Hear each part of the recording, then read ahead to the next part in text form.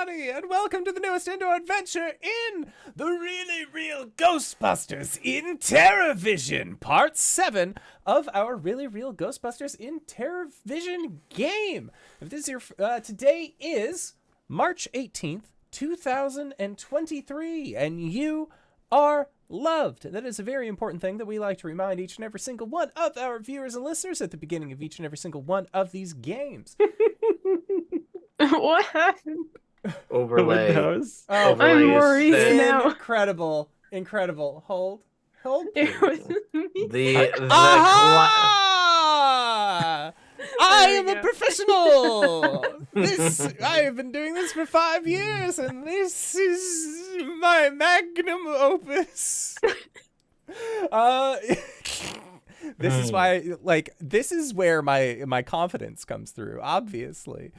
This is your first time joining us and you'd like to see me fuck up the stream so many times, feel free to join us at youtube.com/indooradventures. We post every game that we play here on the channel. Or you can go, we're live on Twitch. You found us now. We're also on Mondays. Hey, maybe soon Sundays as well. We're going to have all sorts of stuff that'll be coming up, but the best way to keep track of that as it comes out is obviously to join us on YouTube, join us on Twitch. We also have an after show that we do on Patreon called Nights in the Courtyard, where we answer questions not only from each other, but also from the community. So if you have any questions for myself or any of these other fine folk, feel free to join us at patreon.com/indooradventures. And again, you can post those questions that you have in the Twitch chat to the side, or you can join us on our Discord. The link can be found in the Twitch chat to the side or in the description of this video or audio cast down below. Now, let's say you already support us on Discord, you already support us on YouTube and Twitch and all of those other wonderful places, and you're trying to think to yourself, where can I go to help support this fantastic show even more? Well, guess what, Acorns? I got your back, quite literally, in fact, because if you go to indooradventure.redbubble.com, we got t-shirts, we got posters, we got crop tops, we got throw pillows, we got shower curtains, journals, clocks. We also have face masks designed by our very own Cyberwolf1201, where all of the proceeds go to help support Doctors Without Borders. So again, if you would like to help support a good cause or possibly help support the show, you can again go to indooradventure.redbubble.com. That is indooradventure, no S at the end, .redbubble.com. But I have finished making a fool of myself. Hey Ted, who are you playing today? I am playing Ted. Big stretch for me. But we both use he, him pronouns. We don't have the order. Who's going next? It's you! Surprise! It's me? Yes. Great. Oh, hey everybody. It's me, SirHeckalot. As per usual tonight, I am playing Natalie Collins, and the two of us use she, they pronouns. Hello, everybody. I am the Indoor Adventurer, and tonight I shall be playing as Maurice Williams. We both use the he, hims for our pronouns. I'm Lex, and I will be playing the Ghostmaster. I don't know why I went German for that, but that's fine. Listen, everybody... Hellboy 2, Ghost, German.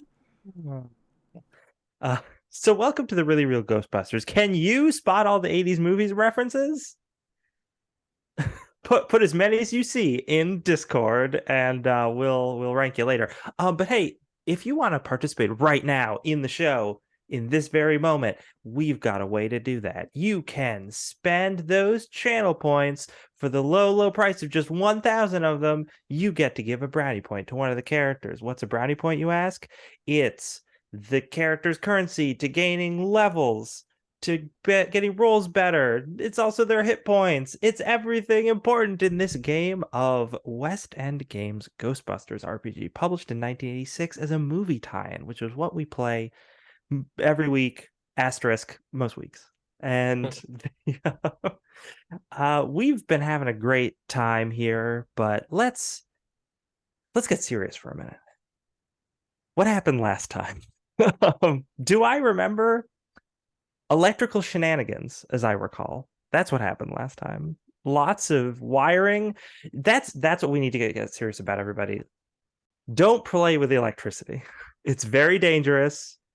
when there's a live wire, don't touch it. Leave that to the professionals, like the Ghostbusters. They'll handle it, especially if that electricity is haunted. They can deal with it. Protect your outlets. Yes. Don't get G.I. Joe involved. You call the Ghostbusters. Only they can handle these things.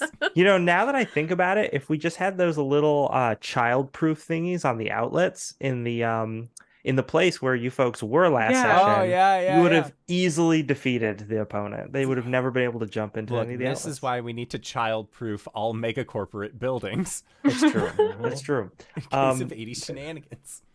So the Ghostbusters caught an electrical ghost. There was a lot of mayhem. There was a lot of destruction. There was a lot of accusations of property sabotage or corporate espionage. The security guards were not happy about it, but the Ghostbusters showed them by just unleashing the ghost again that they had captured and letting the guards try and deal with it. It was a good move.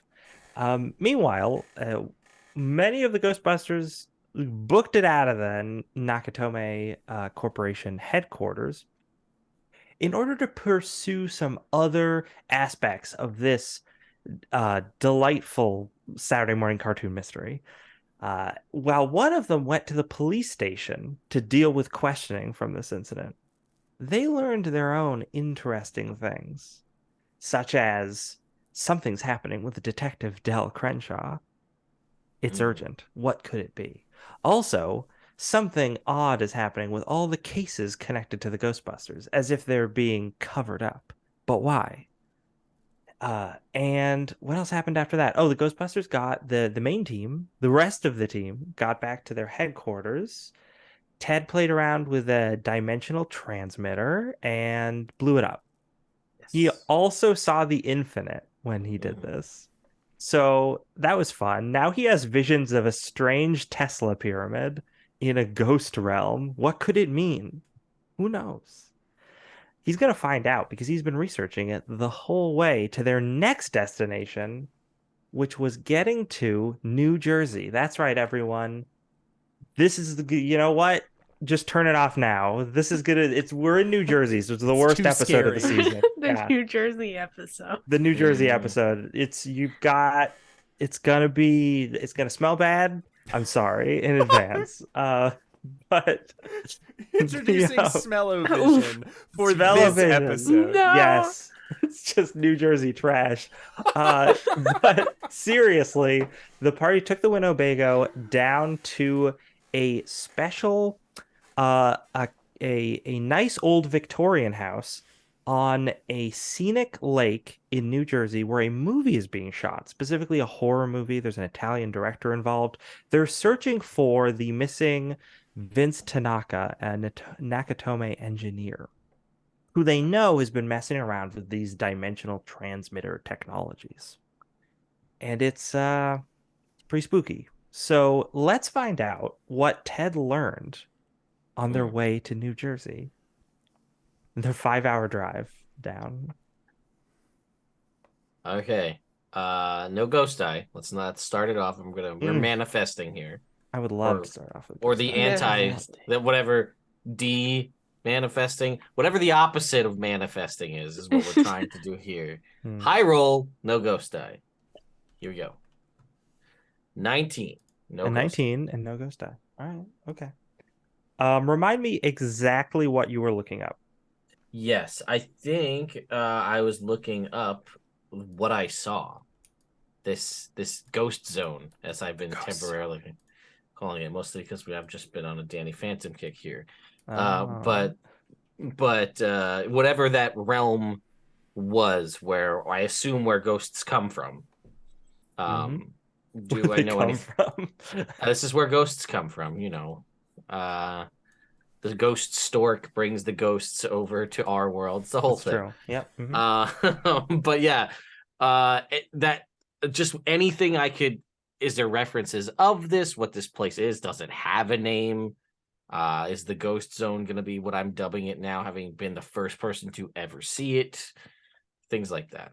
There are many references to the kind of place you have described in different occult texts, though the most common is limbo. Okay. Specifically, this is like that way station, right? Where you die and your spirit goes somewhere before they move on, they pass through here. This strange nebulous realm. It is basically the border between the real world and the various 79 dead worlds, as we know. There's never any mention of any kind of structures in there. None of the Okay. books have anything to say about anything like that. So that strikes you as very strange. But there are lots of references of people when they're trying to open gateways to another world. It is maybe easiest to open a doorway to Limbo because it's, there's at least layers to get through. Mhm. And there have been some cases of not only people pulling spirits through, but also people going in. Okay. So, yeah, it's definitely some kind of thing. There's also some random references to like some of the odd or metaphysical stuff where it's like, okay, sometimes limbo can act as like a mirror reflection of the real world in certain ways. But usually different kind of supernatural forces have to be at work to make that happen. Yeah. So it might be that the thing you saw either was brought there, maybe already existed there, or actually exists in the real world, and this is like a mirror of it. Okay. All right. Very interesting. Because perhaps it has some sort of connection to Limbo. Sure. Um, Yeah, no, all this, I mean, the concept that I learned of this when dealing with a transmitter, and it seemed to be, in my mind, I'm assuming this is some kind of transmitter on the other side, like it's a go-between, like a two-way radio. Okay, very interesting. Now I want to ask real quick. We had a brownie point redemption. But I don't know who it was to, so please, chat, let us know. Just so we know who's getting that brownie point. It's important stuff. The party after they got to this house. So after Ted looked up all that info on the ride over, the party pulled up to this house. There was, the film crew stuff, people working outside.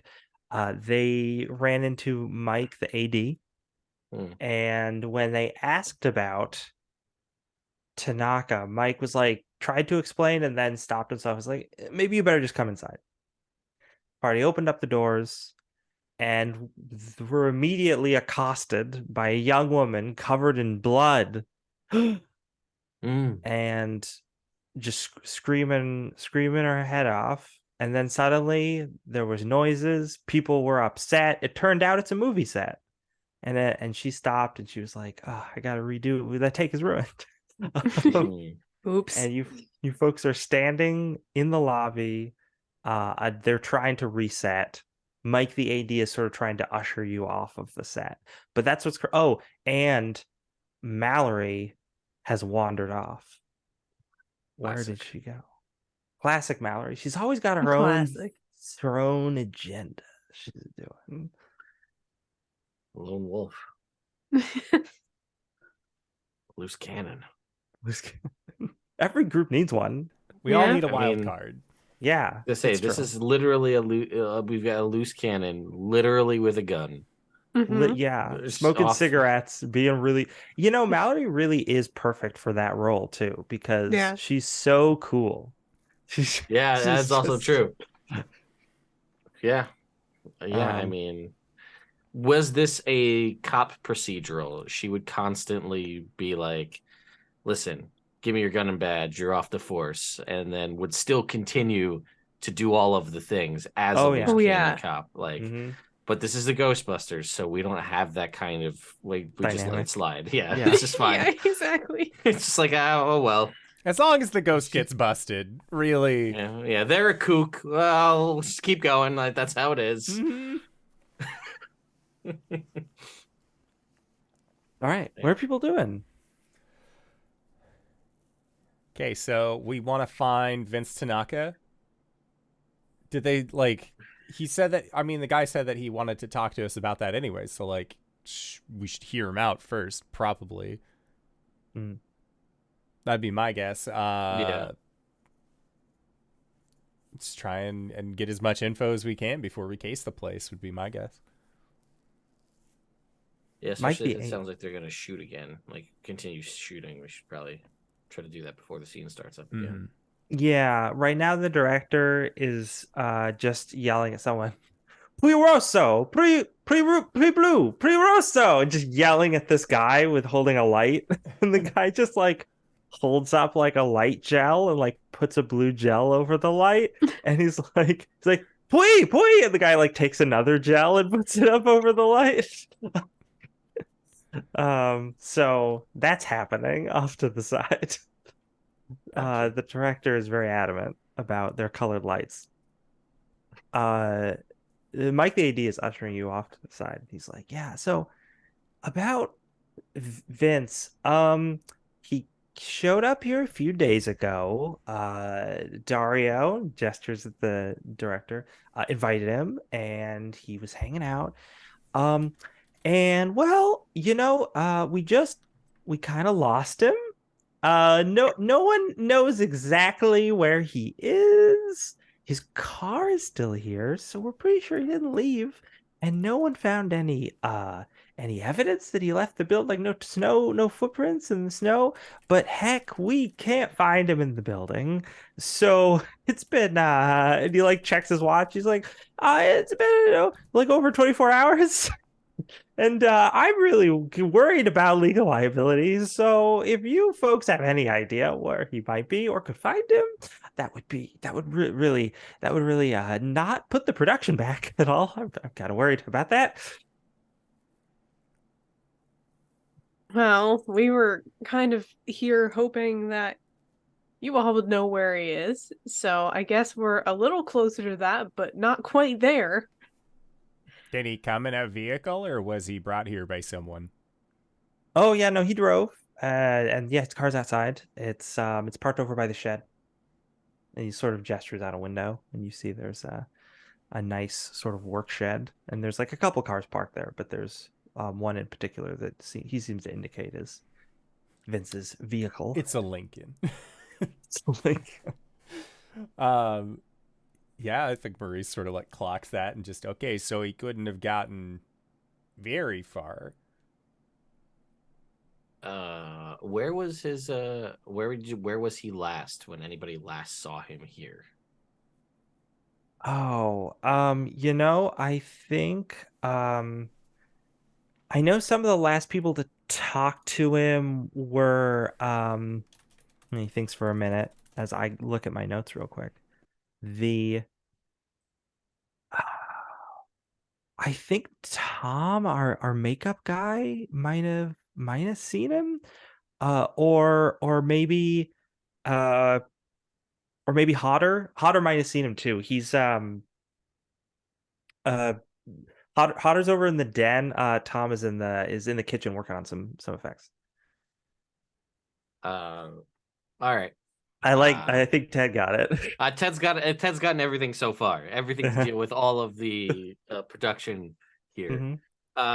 This is right up my alley. Yeah. So, why don't we? Well, I'm gonna go talk to the makeup guy. Sure. Because, well, that's where I'll go. So I'm gonna make that known to everybody, the rest of the group. I'm gonna go. You come with me or not? I'm just. In theory, at this point, if they're shooting, maybe they're not doing makeup, so like it won't be like we're interrupting anything, because I'm assuming the makeup's where it needs to be. Although I think back to the girl covered in blood, so maybe not. Who knows? But yeah, that's where I'm gonna go. I was honestly thinking about maybe hitting the green room. You know, if they got a few snacks, actors waiting around, maybe some Perrier. Maybe people would be willing to, maybe talk about it. There is, because there's the actors, specifically the woman who was in this scene they were trying to shoot that they had to cut and they're resetting for. Yep. So she's off to the side, like looking over a script. So you could also attempt to talk to the Italian director, but let me tell you something, it might be tough. You could guess Italian. I'm gonna try and guess some my Italian. God. I know it's a lot of like boy. speaking with your hands. I've always heard that. 50% of the language. Yeah. Yeah. So I think Maurice. So you're gonna do that. Ted is gonna head to makeup. What is Natalie gonna do? I think I would actually like to go out and investigate around the vehicle. Sure. We're dividing and conquering here. Split the party 3 ways. What's the worst that can Yeah. happen? We've got 2 That'll be walkies, fine. so you know. We do. We actually do have have 2 2 walkies walkies. this time.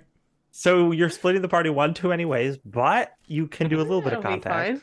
It'll Won't be be fine. terrible. But look, it's really we just split it 2 ways. There's in the house and then not in the house. Mhm. Yeah, let's say. Yeah. Okay. Let's do Maurice first because Okay. Maurice is talking to the people who are closest. Maurice, you as you're walking over, everyone's sort of splitting up their separate ways. Mike, the AD, goes and starts helping move some stuff around. He's like helping with sound, getting that reset. And you see the actress who was the main character in the scene walks into the adjoining room, which looks like the den, which has some other people in it. Meanwhile, the director, is talking to these lighting people. Okay. Yeah, he'll he'll go over to talk to the director. He'll have like his Ghostbuster identification ready just to show that like he's not part of the crew.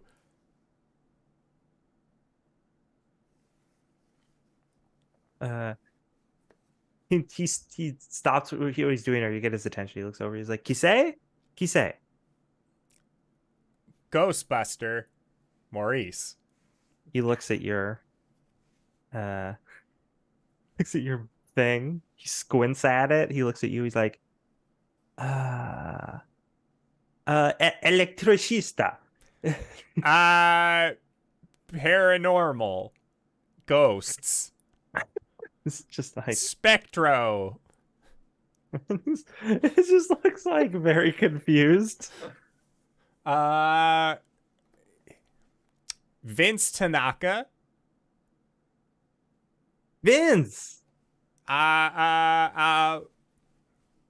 Like kind of shrugs his shoulders. Vince.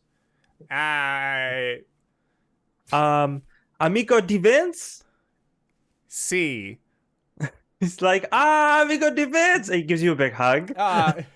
Passages. Donde Vince. Don't Vince.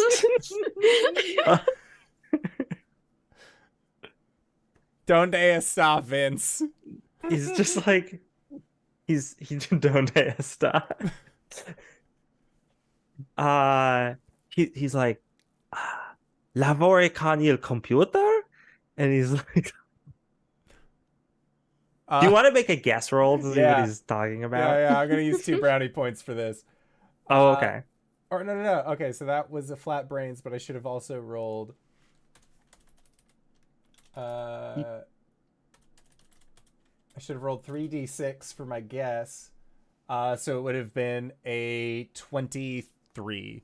Oh, that's great. Or a 22, not 23. But This man, you're not sure if he can read English, which is why like he looked at the card and it didn't seem to have any effect on him. He thinks you're an electrician. He's pretty sure you're a friend of Vince's because you mentioned Vince. And then he's like, he seems to think like, oh, you're an electrician. Vince works with technology. You must do computers. Obviously. So he's like trying to talk to you about computers now. Yeah, I think is his computer like having problems? No, it doesn't. Okay. It seems like more that he's just fascinated by computers. What kind of message would you like to impart to him with this role? Because you can sort of like guess the words, and he'll probably understand most of what you're saying.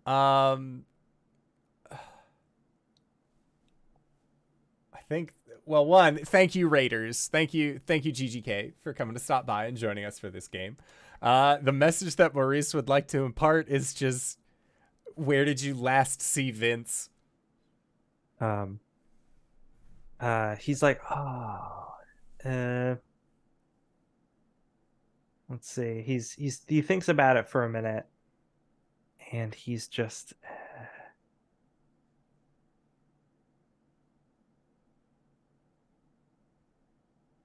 Oh, I can't spell. Atiko.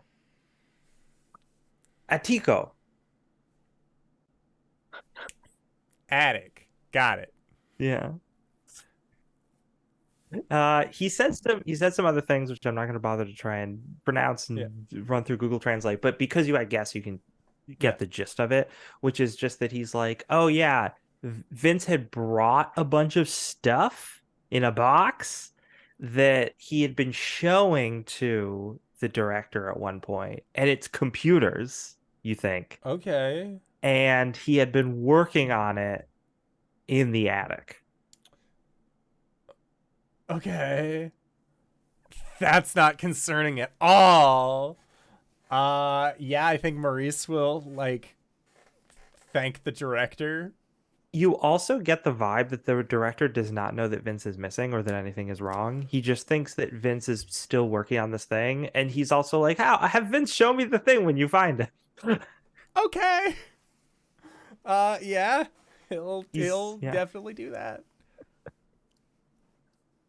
Yeah, he'll probably go find Ted after he's done talking with the director.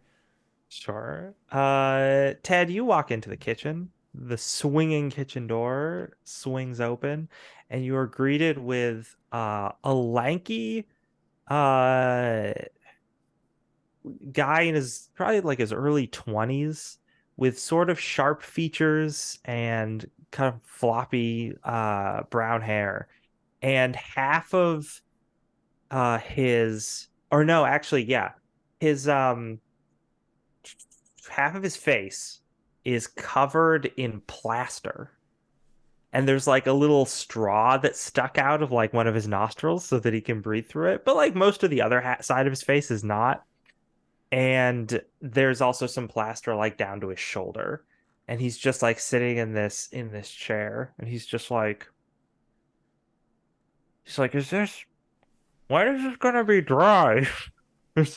And there's a guy standing over him being like, Crispin, you have to not move. I know that you love moving, and that's why they hired you, but you gotta stay still for another, he checks his watch, like at least 30 minutes. Like, Tom, you're killing me here. And the guy who's talking to him like pokes his head around the plaster casted actor to see Ted coming in. He's this sort of like kind of a little shorter, stockier, dark-haired guy with a beard and long black hair, and like really messy clothes. He's got like lots of stains on him from different like stuff he's been working on with plaster and makeup and things like that. And he sees you and he's like, "Oh, what? Are you from the costume department?" No, I'm a Ghostbuster. I'm here on business. It's like, okay, well, name's Tom. He just goes to shake your hand. And I'll shake his hand. Yeah. This is Crispin. Hey, how's it going? Yeah. Nice to meet you. Yeah. I'm investigating Vince Tanaka, and I heard you might have been the last person to see him, and he's maybe missing. Oof. The last person? Wow. I didn't know I had that kind of responsibility. That came out probably a little more dour than it needed to. But if I'm just trying to investigate where he was or is even potentially. Yeah, I mean, Vince is a cool guy. I didn't know him super well. He showed up here. He was buddy with the director, working on some kind of electronics stuff. The director kept thinking he could incorporate it into the movie, but honestly, I do makeup. I do some effects, but that's kind of a different department. Sure. So I sort of stayed away. But he was a nice guy. I mean, I don't he was doing a lot of work upstairs, as I recall. And Okay. I think he was staying up there too for the couple days he was going to be around. I mean, most of us are. We kind of all sort of requisition different rooms they're not shooting in the house because it's big. You then hear a whistling on the stove, and he's just like, "Oh, coffee's ready." He's, he grabs the kettle and like pours the hot water into like a coffee strainer. He's like, "Do you want some?" I'm good for right now, Yeah. thanks. All right, upstairs. Okay. Well, I don't want to get in the way. It seems like you're got a whole thing going on here. I gesture at Crispin. Yeah, Uh, Crispin sort of tries to move himself around in the kitchen chair so he's facing you again, and he's like, Psst, Ghostbuster guy.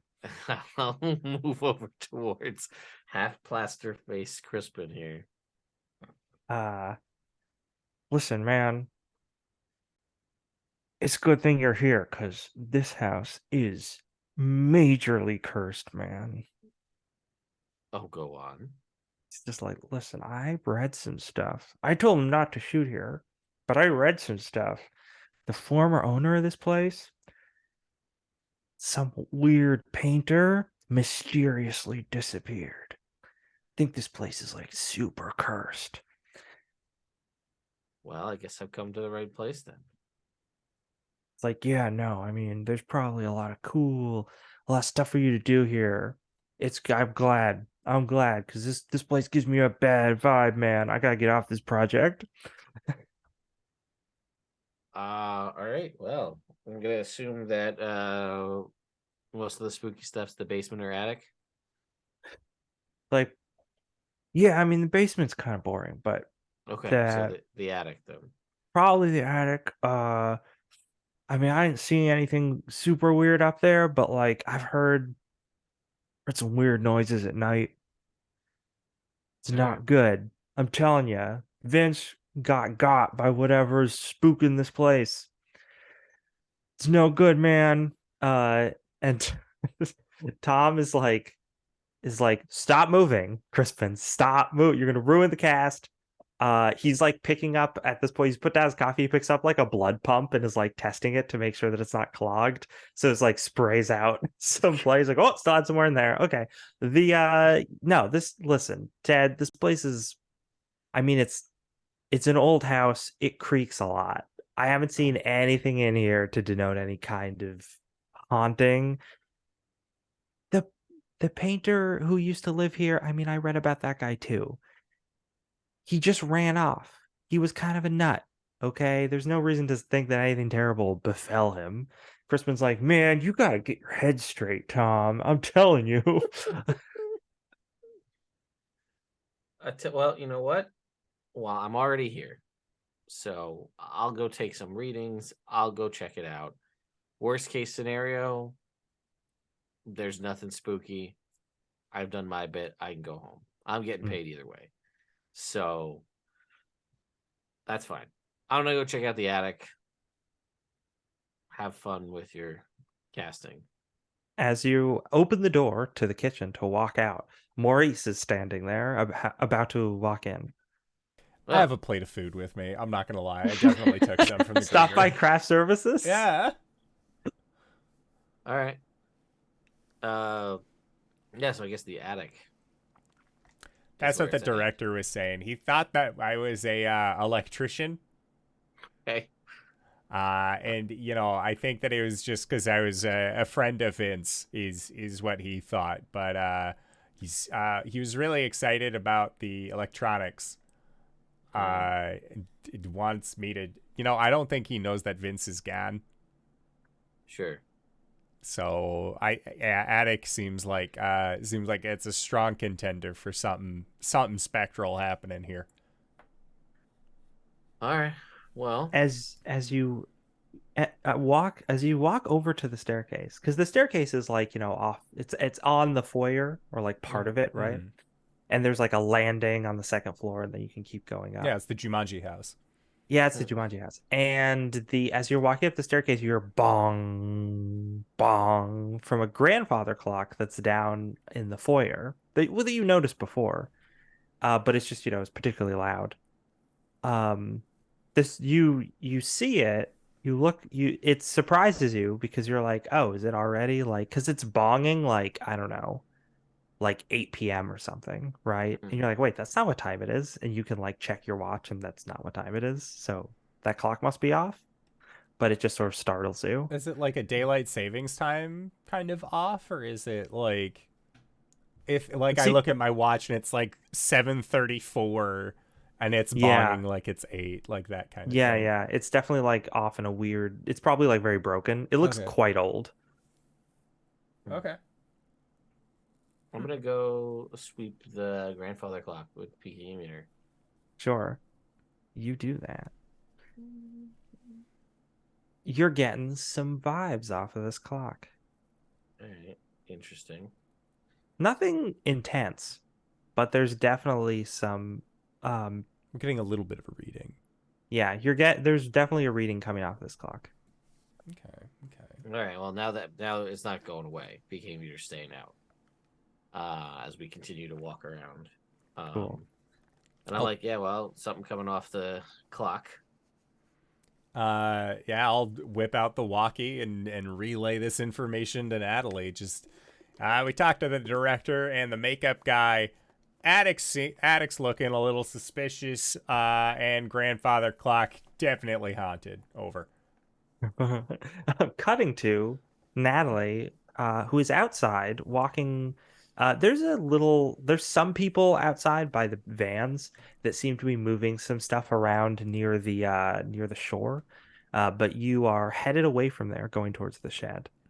There are some lights, but it's quite dark around here, heading over to the Lincoln that belongs to Vince Tanaka, parked outside of the fairly large. It's like, it looks like at one point it might have been a like a garage, like one of those old-timey garages, so it has the two big doors on it, Uh-huh. right? But it looks like it was remodeled into just a work shed or maybe like a guest house. Yeah. Interesting.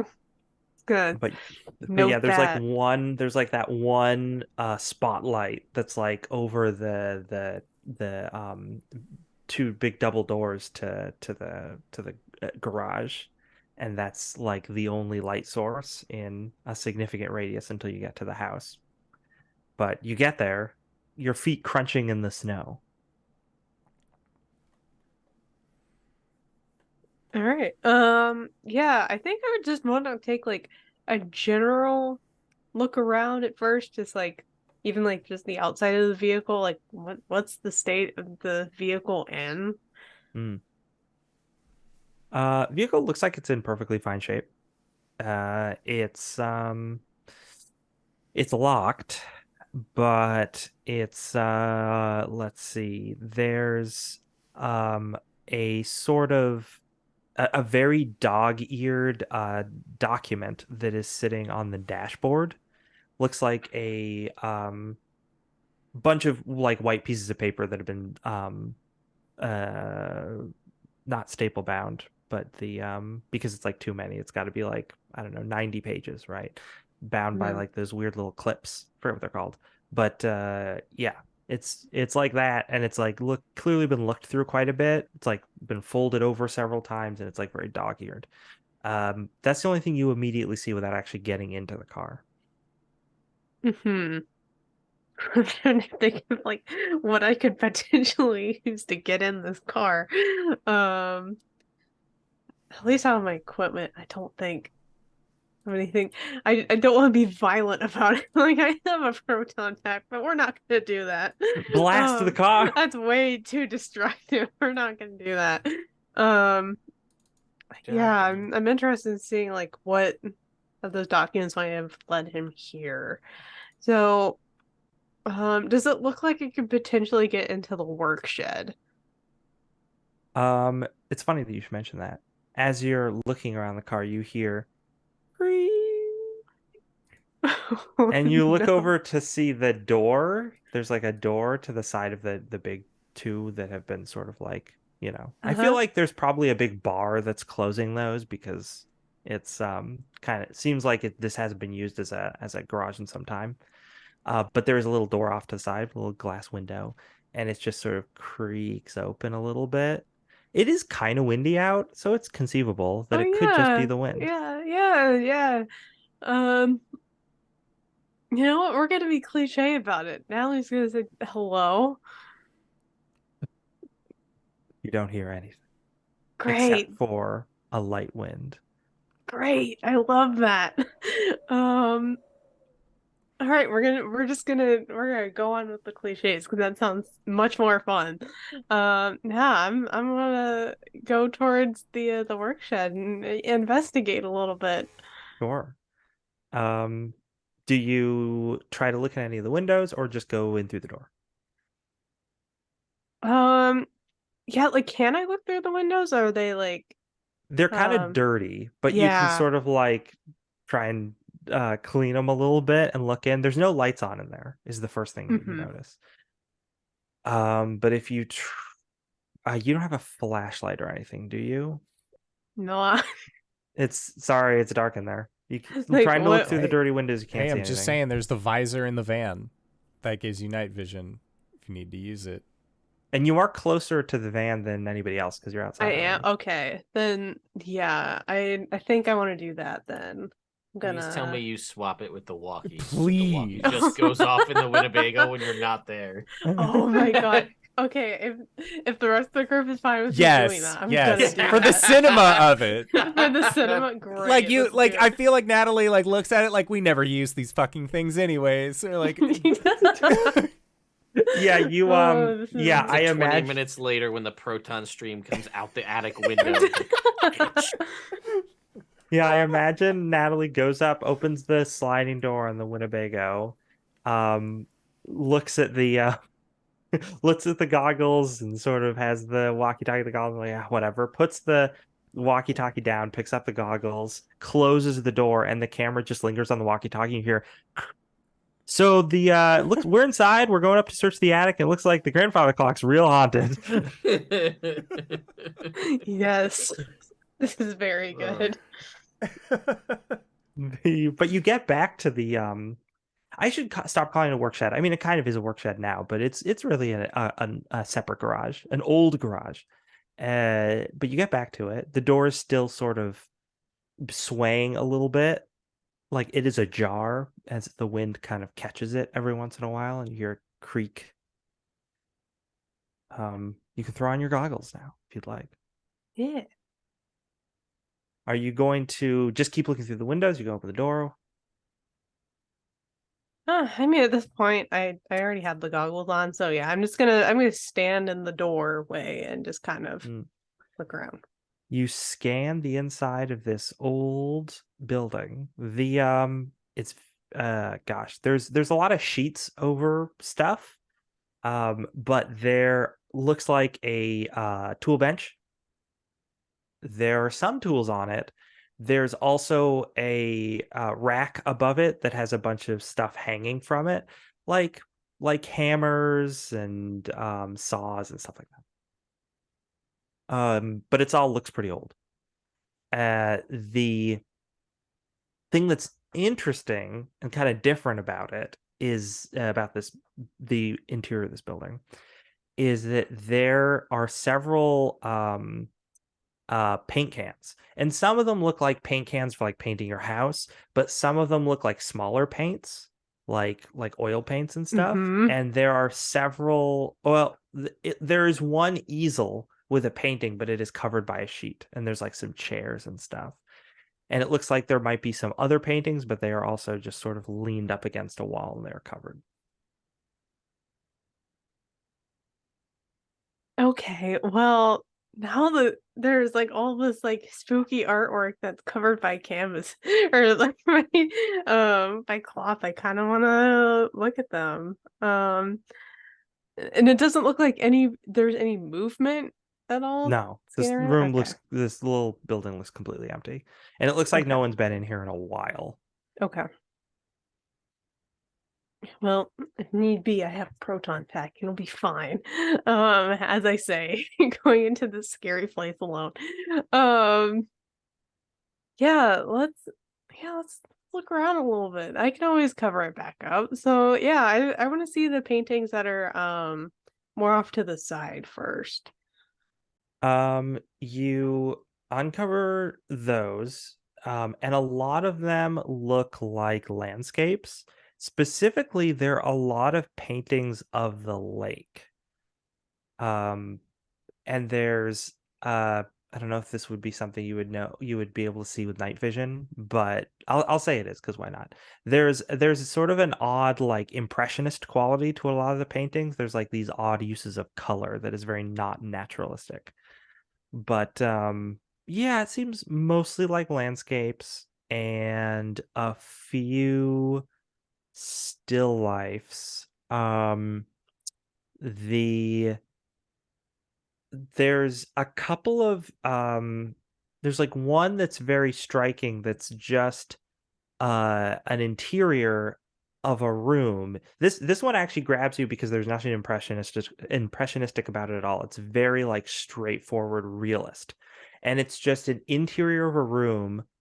The room seems like a nice like master bedroom. There's like a four-poster bed, but the focus of the perspective is the far side of the room and just a closet. Oh, that's weird. Yeah. But Oh, nothing out of the ordinary is in the picture. It's just yeah, a still it's life of just a room, but it's like mm-hmm. it's just like the person who painted was just looking straight at the closet door. Yeah, and nothing else. Nothing, yeah, like the other stuff is in the room, but it's just all in the periphery. Huh. Okay. She's gonna keep a note of that and kind of like be on the lookout for that when she goes back to the house, probably. Um, yeah. Okay. Well, she'll cover those kind of back up, and like I feel like looking at that, like, makes the hair stand up on the back of her neck a little bit. She's like, Natalie, calm down. It's fine. Um, just paintings. And yeah, she's gonna cover those back up.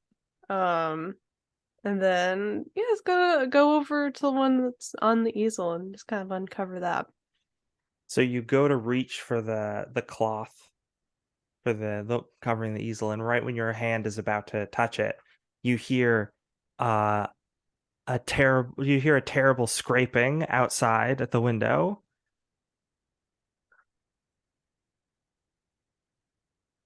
Okay, proton pack one, brandish, turn around. You turn around and you just see that there is a branch that is hitting against the window that the wind has caught. This is the great horror movie gag that I haven't been able to do in the city at all because there's no No. branches. But now we're in the country and I can do it. Uh, um, and since this is the children's cartoon, you didn't get cursive, but you can just kind of see it in her facial expression, just looking right to the camera.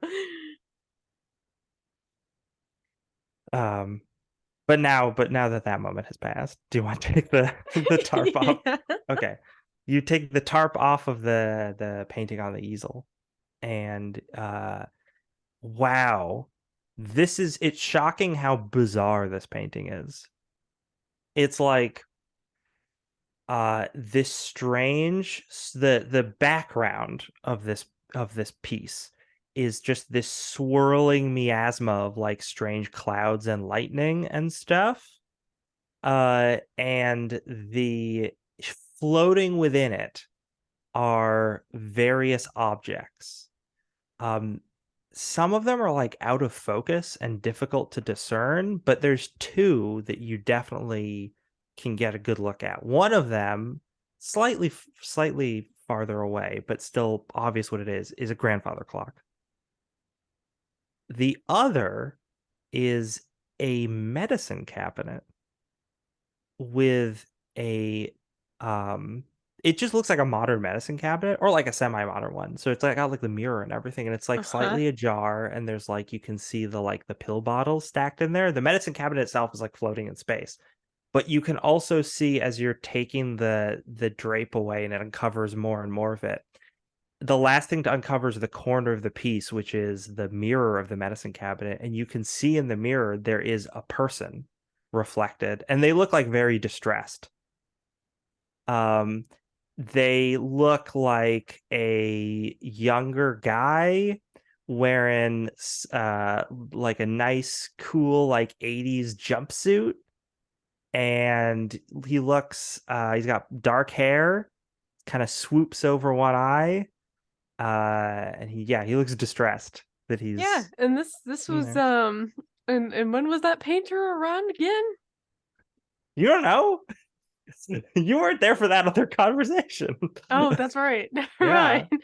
I didn't even think about that. But it I must was have been, kind it of looks, I mean, this stuff looks old, but the Yeah. fashion of this character must have been painted recently. Uh-huh. Well, hmm. That that's not unsettling at all. Yeah, it's just gonna take a note of the clock and the medicine cabinet, and especially the guy. And then is going to cover it back up again. All right. Natalie has. I'm just gonna admit this. Natalie has no experience breaking into cars. It doesn't look like there's anything that she could use to get in without actually breaking things. So obviously with the tools, there's plenty of things you could use to smash the window, but with no experience on how to break into a car, because obviously there's that thing you see in movies where people get like the thin piece of metal and like shove it between the like glass and the door. You can try and pop the lock or what have you. And maybe like you've seen that in a movie before and you're like, oh, maybe. And if you look around the tool shed, you can probably find like a thin piece of metal that you might be able to do that with, but you don't know how to actually do that. Exactly. That's a Mallory thing. That's a Mallory thing. If Exactly. only Mallory It's was like, here. She'd know exactly Yeah. what to do. And that kind of echoes in the back of Natalie's head. It's like, no, I probably shouldn't try this yet. It's also really creepy out here. So And the door Yeah. the door to the car is locked, right? It's not Yeah. like okay. It's locked. So yeah, or like if anything, maybe some keys were left inside or something like that.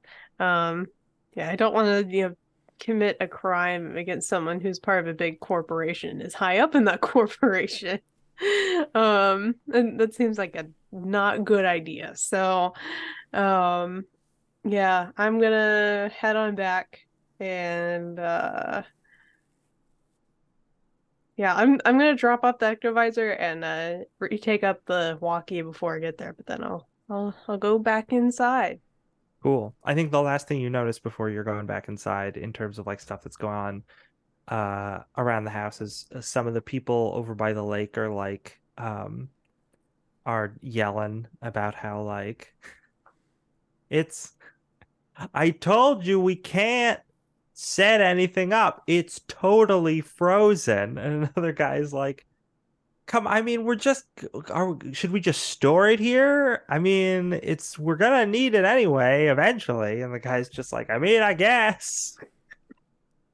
What does it look like they're storing?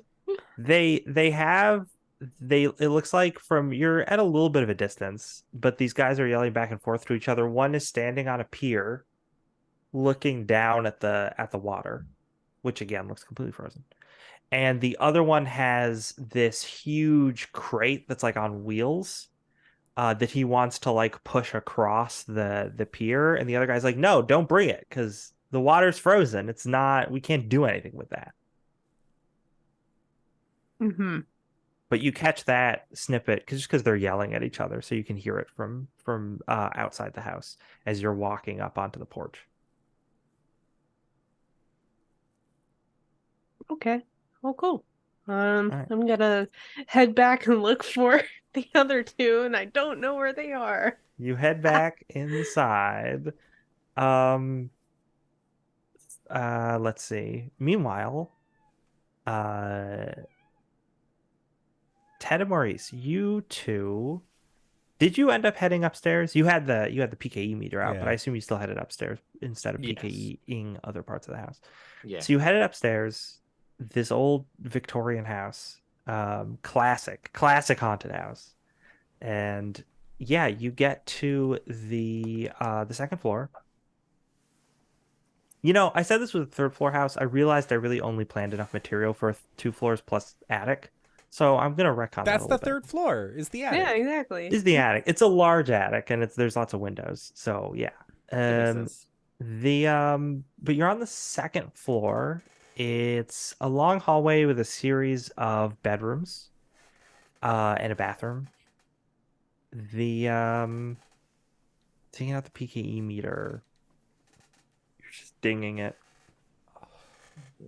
and you Sweet. pass by like one of the guest bedrooms, whatever. You pass by another guest bedroom, whatever. You pass by the bathroom, you start to get a signal. All right, we've got a signal here. Okay. Maurice will like with the proton pack just like push the door open and like lead the door with the with the wand pointing forward. The door swings open, and what you see is a what looks like a pretty well kept up um it looks a little more modern than the rest of the house, but by that I mean like 50s Okay. bathroom. And there's, a tub with a shower and a medicine cabinet and a sink. But it looks pretty ordinary. Yeah. Maurice will like just sort of like look at Ted and he doesn't look like he's in here, but do your thing. Yeah, I'll continue sweeping the bathroom. You're getting some mild readings in the room in general, but again, nothing that extreme. Okay. Excuse me So- while I roll for a random event. Okay. Okay. Ooh, okay. You hear from downstairs bong, bong, bong. Uh, and suddenly your PKE meter spikes. Um, and then there's kind of like you it's not just that the PKE meter goes up. It's that you get this vibe, like your hair stands on end. The whole room feels off and weird for a moment.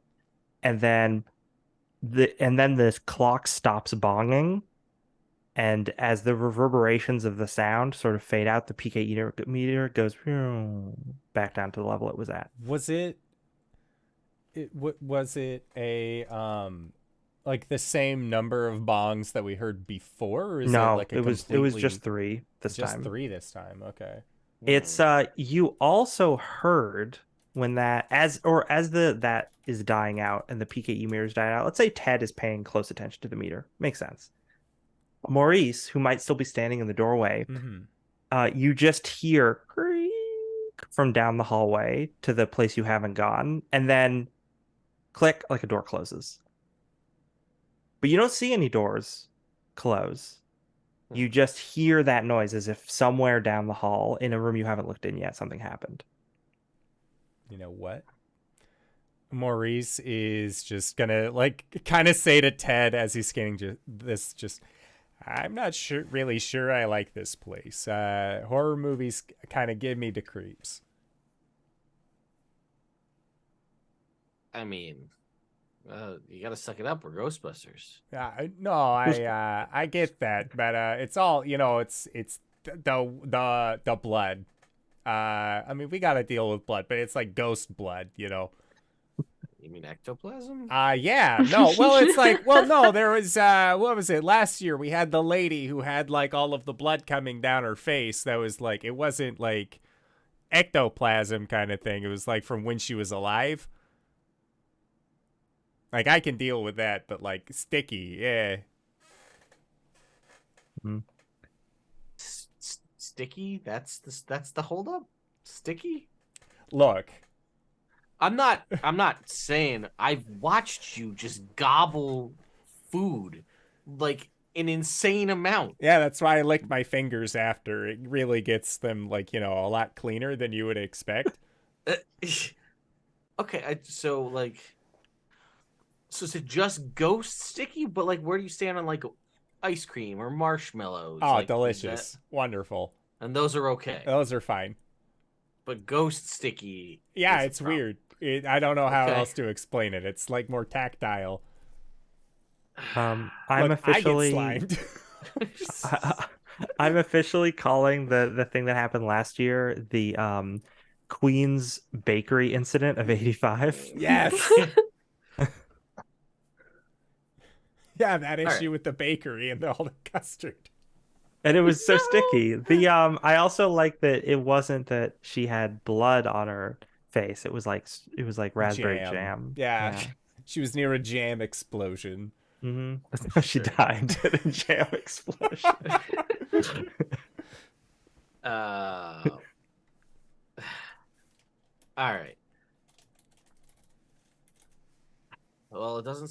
Something happened. I don't know. Something's going on with that clock. I don't like it. Well, What's that? okay. So it's been an 8 and a 3 so far.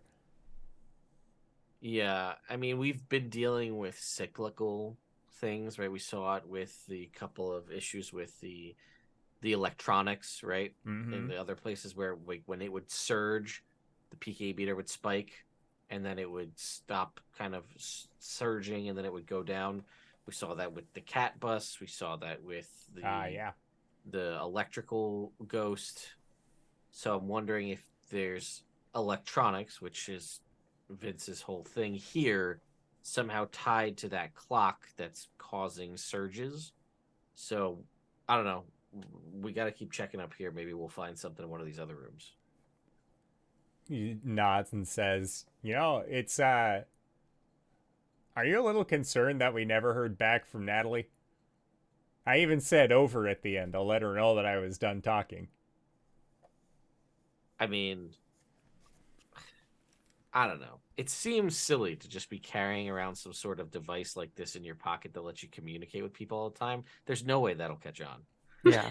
Wireless? You gotta have a Yeah. wired phone. That's how people have conversations. All right. Exactly. I mean, Newfangled technology.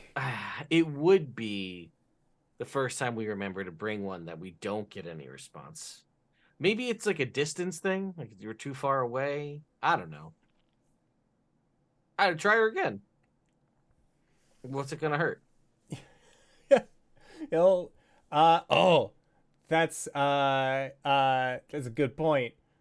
He will just like, Natalie, are you there? Over. But then like after he does it, he says, next time we detect a spike, let's just like activate it because it's an electronic. Maybe it'll talk through it. The EVP. Did Natalie swap out the visor for the Yeah, walkie-talkie? yeah, I Okay. did. So I'm gonna say that you're like walking into the place when you get the Maurice's message. Hey, just walk back in. Over. Where are you? Over. We are going up into the attic, but right now we're on the bathroom in the second floor.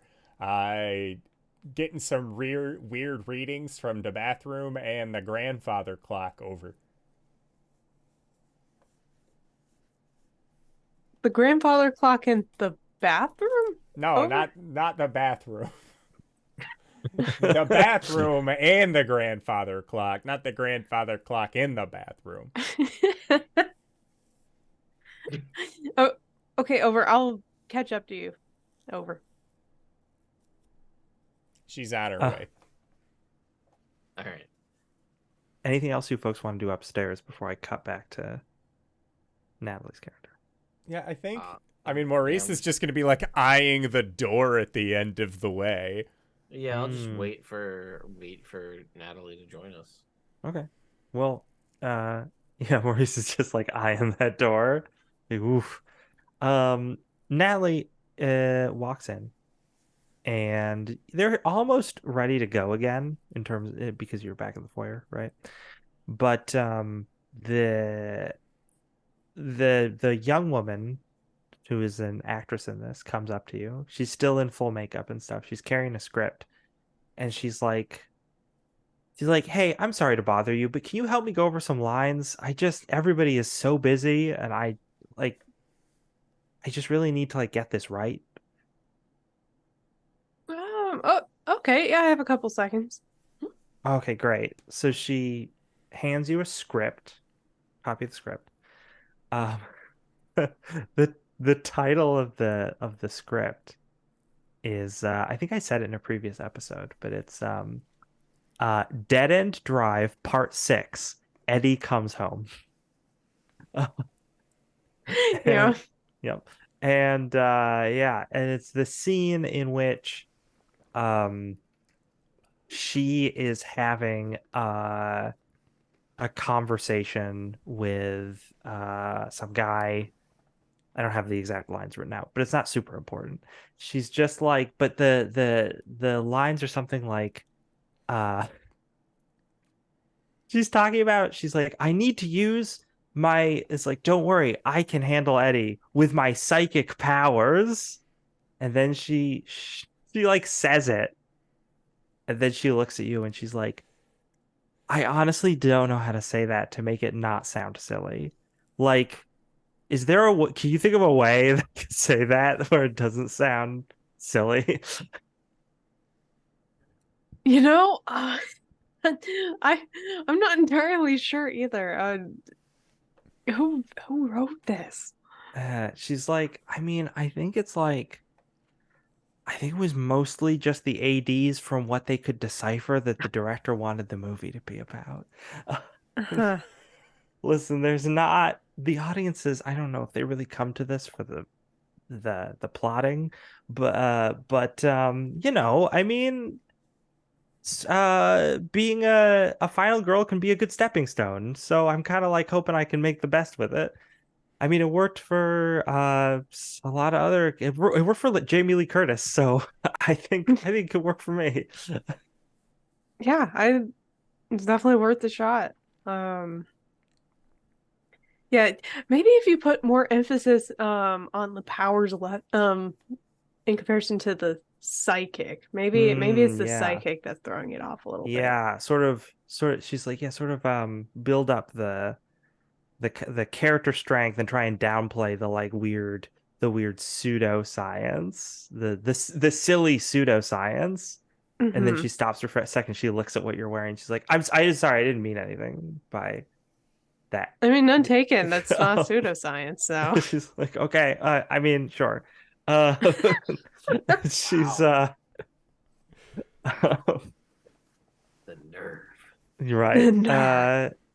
And she's like, okay, thank you so much. And then she's like, hey, I think maybe AD Mike comes in. He's like, hey Heather, they want to touch up your makeup, so if you could go into the den with Hodder while they do some, they're still working on his some of his getting him like into costume for the next scene we're shooting. But if you could just get over there. And she's like, oh, thanks, Mike. And and Mike's like, she remembered my name. And then he looks, and then he's distracted for a moment. And then he looks back at Natalie. He's like, "So have you folks had any luck yet?" Not yet. His car's locked, so I couldn't really figure out anything that's going on there. Car looks fine, so he got here fine, didn't try to leave, like he said, so my two associates are upstairs though, so I'm gonna catch up with them, see what they know. Oh yeah, I thought I saw him walking up there. Well, yeah, just try and catch me if you need anything. If there's anything I Yeah, can do to help. absolutely. Oh, and you're welcome to craft services. I think one of your friends already partook. Yeah, doesn't surprise me. All right. Well, yeah, I'll catch you later. You realize that Heather, the leading lady, ran off.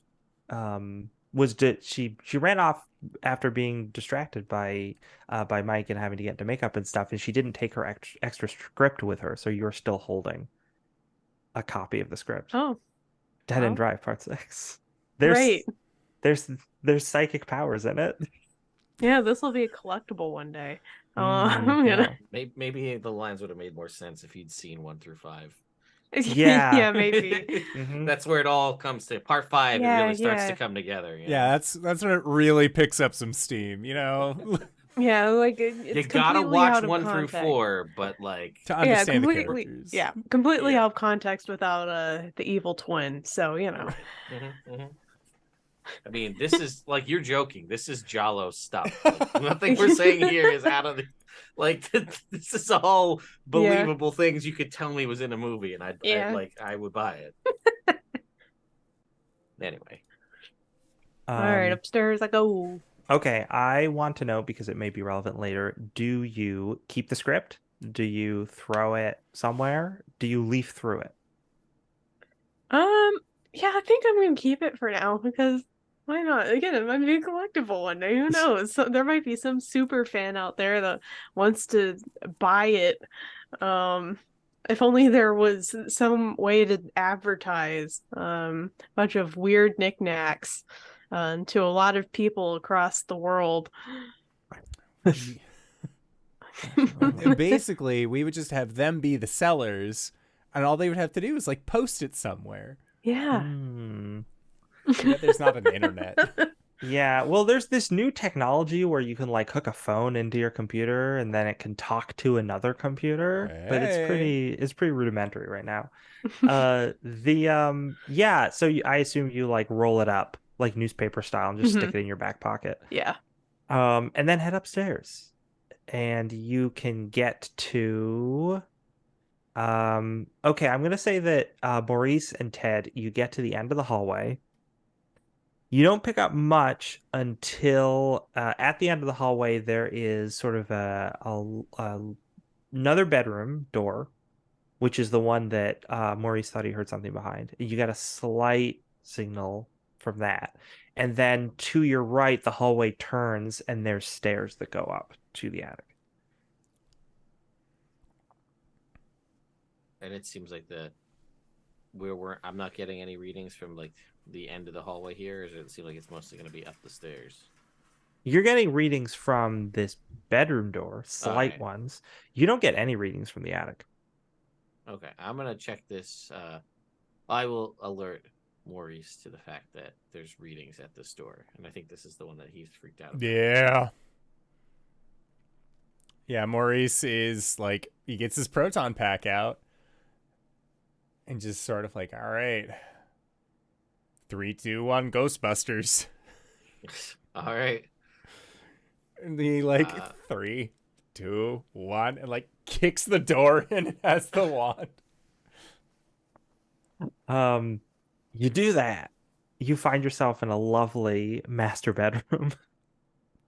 Um, it's very well furnished. If there's some like sheets on stuff. It looks like this room hasn't been used by the film crew very much.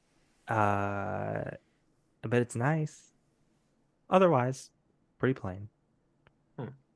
Nothing supernatural that seems to be going on in here.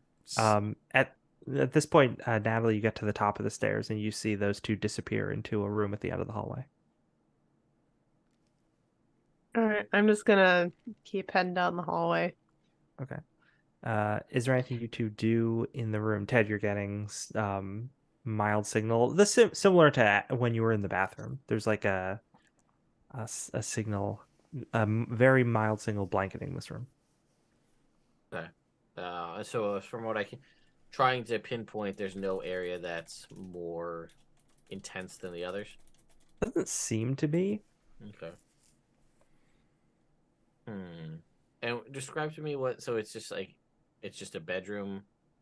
No crazy. There's no like. Is the bed made? Is there like a layer of dust? Like, how does this room look used at all? Yeah, so the bed is made. There is a layer of dust. It's a big four-poster bed. There's like a nice old-timey chair and a side table with like a lamp. Closet, big windows. It's a master bedroom that, I mean, it doesn't have an attached bathroom, I guess, but in older houses that wasn't necessarily a thing. Sure. But yeah, it looks like nobody's really, like, maybe someone came in here and like walked around a little bit at some point recently, but it doesn't look like anyone's been using this room, and certainly not the bed. All right. Gonna drop down and look under the bed. You drop down and look under the bed. Yeah, Nothing Maurice is there like but looking up at the cobwebs. ceiling, like. Yeah, there's like an old there's a an old light fixture, I guess. That wouldn't be like a chandelier, it's not that fancy. But there's an old light fixture. Uh Natalie, you walk into the room as they're looking around, and the room looks extremely familiar. It is that room that you saw in the painting. The one with the closet. Yep. Oh no. Okay. Um. Yeah, she's just gonna kind of knock on the open door. Knock, knock. I'm here. What are you all looking at? That is like Don't under the bed. don't know yet. There's readings in this room. They're faint, Huh. but something here. Yeah, so I was just in the work shed out there. I was looking for maybe something to open the car door with, but nothing that would not cause damage, so I decided not to. If you all know how to get into cars without breaking things, let me know. Beside the point, there were a lot of paintings in there. Oh, there's a painter that apparently lived here and disappeared mysteriously, and people are saying that this house is cursed. Oh, okay. I wonder if it's the same painter. Do you know? I mean, maybe. Do you know when this painter was here? You know what? I didn't ask, but the jury was kind of out. Some people said it's just an old house and it creaks. Other people said that it's spooky. People hear funky stuff up here and in the attic, and they think it's cursed. And they think somebody told me, one of the actors told me, they think that whatever this curse is what got Vince. I see. Have any of us seen like what Vince looks like? I don't think any of us have. Nah. Yeah, I don't think Um, anybody's seen a picture of him. Yeah. Yeah, All like we some of the know is he paintings were has just real. like, yeah, they were just super real. Like there's one of this room and it's almost like detail for detail. And the point of view was on that closet You point in over at the closet at particular. the far end of the Yeah. room. Mm-hmm. Mm. And then Right. even stranger, like you mentioned, a clock and the bathroom. Was there there's a medicine cabinet in the bathroom? Yeah, I think so. Like a mirror and everything? Yeah. Oh gosh, okay. That's And again when very specific. the clock dinged, it spiked the PK meter through the roof, Huh. and it's dinging at random intervals. Yeah, I'm not sure exactly where the backdrop of the second painting I looked at. So the closet was one. The other painting I'm not entirely sure where the backdrop was, but it was like this weird like swirly like miasma kind of background, and then there was the clock, the medicine cabinet, and then there was this I don't know, this guy in the reflection. I've never seen him before, so I don't know, but he was dressed like, I don't know, people dress now. Everything Like looked really people old. dress now, us kind of people, Yeah, yeah. like motions towards Well, like Ghostbuster not Ghostbusters, See in a gear. but you know, jumpsuit. like the hip and cool way of Oh my dressing now. god, that they're Adidas or a Nike jumpsuit. Yeah, you know. This concept of like swirling miasma situation, would that be a way I would describe the way I saw, in theory, Limbo? Yes, it would be a way you would describe that. All right. You So would. the way that this works in the movies is you say some kind of swirling miasma or something, and then I will describe verbatim exactly what I saw, which is exactly what you saw in the painting. So that's me doing that right now, because that's how cartoons and movies go, where I'm just like, wait, like this, and then like describe the whole thing, and I'll be like, that's what I saw. That's this limbo intermediary plane. So this painter saw the same thing? Or is stuck there. I don't know. Is that where Vince is? Could be. Either that or he fell in the lake. Well, he's not coming out if that's the case. It's totally frozen over. Yeah, that would be much more grisly. If he just fell in the lake and drowned. Yeah. And nobody found him. Whew. I can tell you right now that is not what happened. Because that would be way too real. This isn't the extreme Ghostbusters. Yeah. There was no ghost. So why don't we all get ready first and let's check this closet. Yeah. Yeah. Proton pack out. And I'll inch up to the door and does the door open out or in? It opens out. Okay. Ready, and I will grab one hand, proton one hand, other hand on the doorknob. 3, 2, 1. Ah! You whip the door open. And what you see in there is a very normal empty closet. There's like a bar with a couple of wire hangers hanging off of it, but there's like nothing in the closet. It's been cleaned out. Dusty. Not even that big a closet, really. Considering how large the room is, you think it'd have a bigger closet. But Victorians. Just not a lot of storage space. Maurice will tap on the floorboards to see if there's like a hollow spot, because sometimes these kinds of closets will have like a little storage space under. Oh. You can do that, but no, there's nothing like that. Fun idea, but unfortunately not. Search for secret rooms. Yeah. Secret doors. Look, if this is anything like Betrayal, there is going to be an underground lake in that attic when we get there. Yes. Oh my gosh. I was playing Betrayal last night. What a game. So yeah, the seems like a completely ordinary old closet.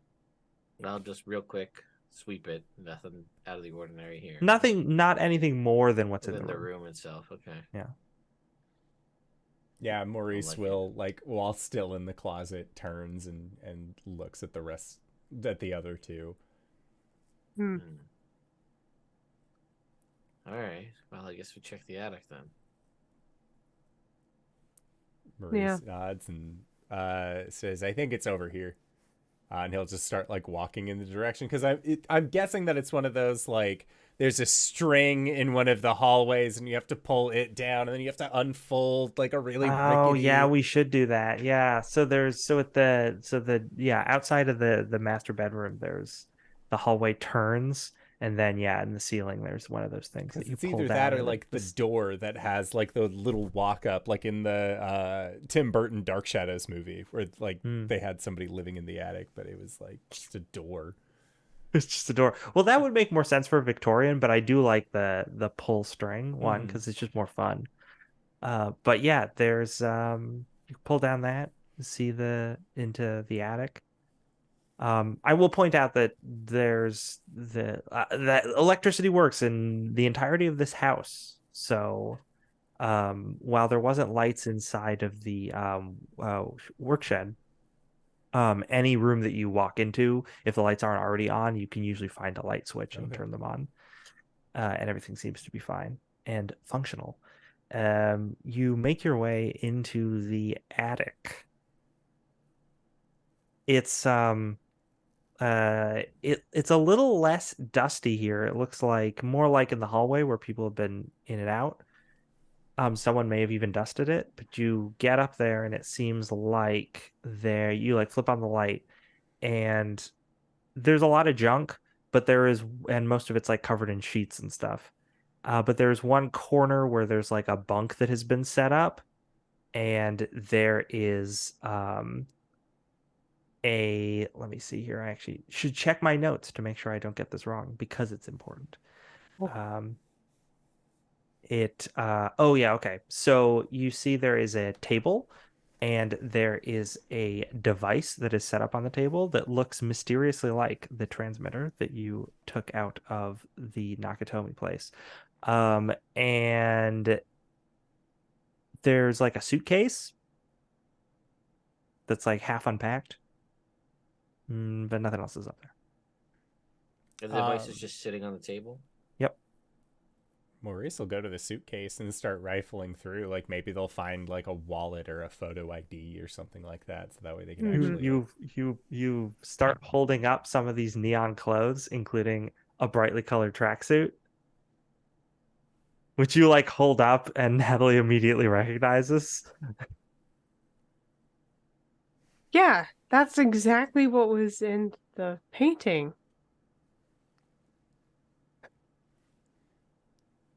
Like kind of like brings it up a little bit closer to himself. It doesn't look like it would fit. It's too small for you. Ah, dang. Aw. He just sets it back down. A man can dream. Yeah. And he just says, well, at least we know that if the jumpsuit's here, then unless he brought two of them, like how many jumpsuits are in this thing? Like, is Yeah. it reasonable that he would have been wearing one? Maybe. It is the Okay. 80s. Yeah, that's fair. Okay, so there would be like no less than 3 jumpsuits in here. That's Okay, true. so it That's is true. reasonable he was wearing a jumpsuit. We've got our neon green. We've got our let's see, maybe a nice fluorescent pink. The pink, but it has like blue stripes Uh-huh. and like the V pockets on the chest. Yes. Oh my God, the V pockets. It definitely has those. So, but Fair. Ted, you notice that the transmitter is plugged in but not turned on. It also looks like it's like half built, like it's been being tinkered with. And there's like a Okay. screwdriver and some other tools sitting next to it. Maybe a soldering iron. That would probably make sense. Yeah. All right, I'm gonna go over to the transmitter, and I'm going to, with the tools that are there, grab a pair of like wire cutters, line and pliers, and just cut. I know it's not plugged in, so I'm just gonna cut it. Okay. No plug, so this thing can't get plugged in. Hmm. I just think I have flashbacks to the Galaga in the basement. So I cut the plug, then I'm gonna take the transmitter and I'm gonna like wrap it up in one of like the rubber gloves that come with the Ghostbuster outfit, and like wrap it up and just like stuff it in a pocket. But yeah, so I'm guessing he was playing around with these transmitters again, which, as we've seen, seem to be really great at pulling all sorts of ghost-like entities or just flat-out ghosts to this realm. Uh-huh. Seemingly, I guess, from Limbo. Is my guess now. That's where I'm at on this. And this one didn't look complete, but that also makes me worry that there's not more here. Somewhere. Like, did he outfit the camera with one? Like, the main camera? So that, like, when they're filming, it's extra spooky, or, like, the lighting system or something, so that, like, oh, we can make this movie scarier by having actual ghosts appear. And Natalie, it sounds like you're saying somehow this guy got trapped in a mirror? I mean, maybe he didn't look very happy about it. His expression was not pleased, to say the least. Not pleased. He was well dressed, but not happy. Exactly. Wait, Ted, Yeah. did you bring the mirror with us? Thank you guys did. I don't remember. No, I don't not think not we the did. mirror from this bathroom, but the mirror I know. from Yeah. Yeah, The from other Stenson one, no, Tower. I don't No, I think think we that's still at brought the that. headquarters. Yeah, I don't think I had a reason to really bring it with me. So We're just gonna keep collecting mirrors. Yes. We can But take I- this one too. obviously, and then the first episode of season 2 is called Mirror Mirror, Yeah. and then like we have to deal with some wild Yo. repercussions. What they don't tell you is that mirrors are free. You can just take one. I have 10 mirrors in my house now. Um, While you're discussing the finer points of medicine cabinet mirrors, Mhm. you hear muffled from downstairs, bong, bong, bong, bong, bong. Walking on. Um, and the PKE meter does not spike. Mm. It generally goes up, but it doesn't seem like this location is having a specific effect on it. But if you aim it towards like the stairs to downstairs, it is stronger there. Okay. Um, and you hear it's six pong. The you hear a door like slam open, like Mm. as if a door is opened with so much force that it like swings all the way and hits the wall. Someone didn't have those little funny door stopper thingies. Yeah. No good in your house. Um, and it's definitely coming from downstairs in the master bedroom. All right. Let's There's go like a check. crashing sound in there as well, maybe. Mm. Maurice Alright. like looks at the other two. Let's go. And I run down the stairs. Yeah. And don't trip. You get down the stairs. You get to the master bedroom. You open the door. Yeah. You open the door. The bedroom is quiet. However, the little nice side table with the lamp has been knocked over. The lamp is still on, but now there's just dramatic lighting as it's shining upward. Mm. The door to the closet closed. However, there is a big crack in the wall where it looks like the closet door swung open and the doorknob slammed into the wall. The PKE meter's up. Oh, higher than it was when we came in before. Oh, yes. Very much Uh, so. And what's strange about this is the bongs have the sound has subsided, but the readings have not gone away. Oh. Well, I think we're in it now. Get ready. Mm-hmm. And I'm gonna approach the the closet again. With the proton wand out, and I'm gonna fling open the closet door. You approach the closet, inching your way towards it. You're hold out your hand. You got the proton wand. Yep. As you're about to touch the doorknob, the closet door swings open, whams into you. Ah! And this gross, slimy, gigantic thing squeezes through the doorway. It's all like it's kind of an amorphous blob, but there is clearly two big goofy eyes and a huge mouth that just gapes open that has these human-like but large teeth and a big tongue. And there's just it's sort of like it doesn't seem like it has arms or legs, but just moves kind of slug-like and just forces its way through and is just going like blah, blah, blah. And then text comes up on the screen that says sludge bucket. And that's where we're gonna cut to break. Yeah! Nice. God, I am so excited for this. We are going to be back in actually not 5 to 10, roughly 10 minutes because hey, guess what?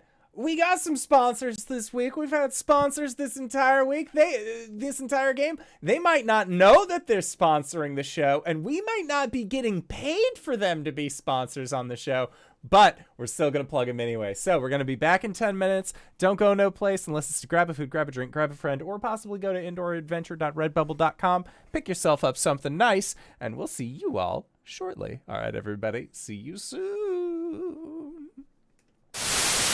The Really Real Ghostbusters will return after these messages. We now return to the Really Real Ghostbusters.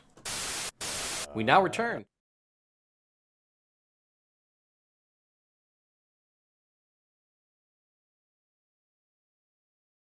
On the window. I didn't. I figured it out. Hello, everybody. We have returned. What's spookier than technical difficulties? Not a lot, actually. Apparently, according to this episode, other than we're fighting Sludge Bucket.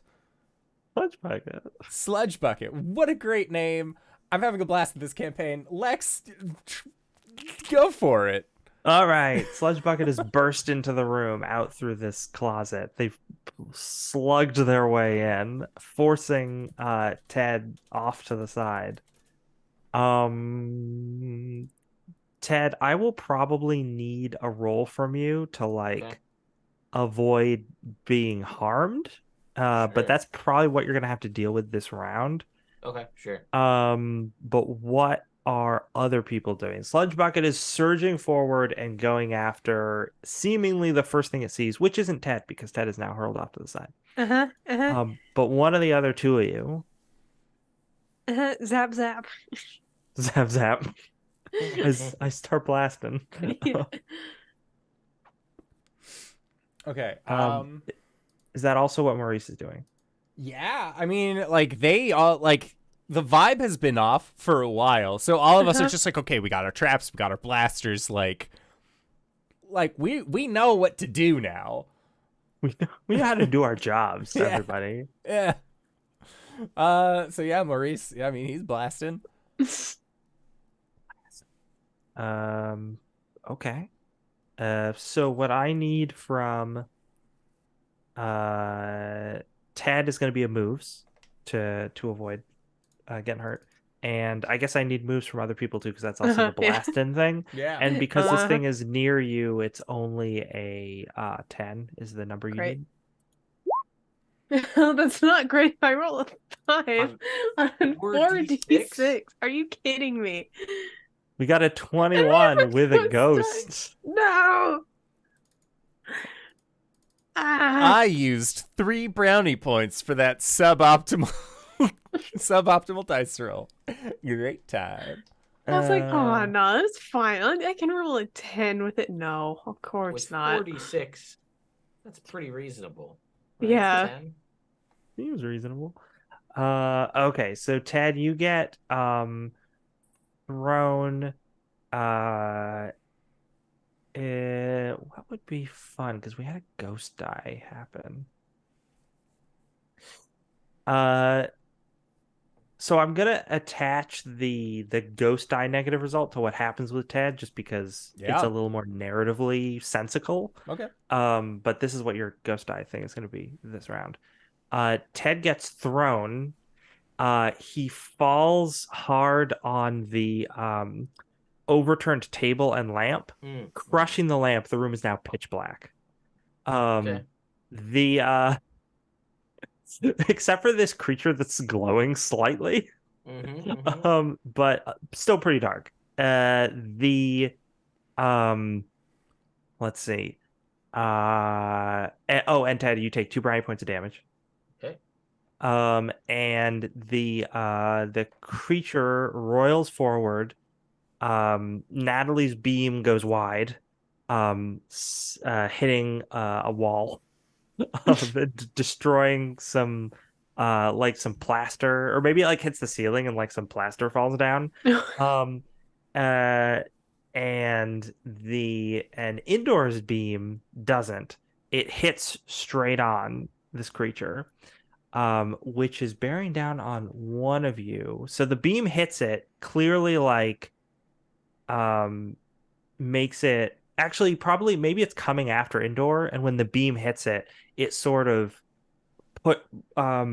changes its direction, because it's like, oh, I don't want this one. This one's too painful.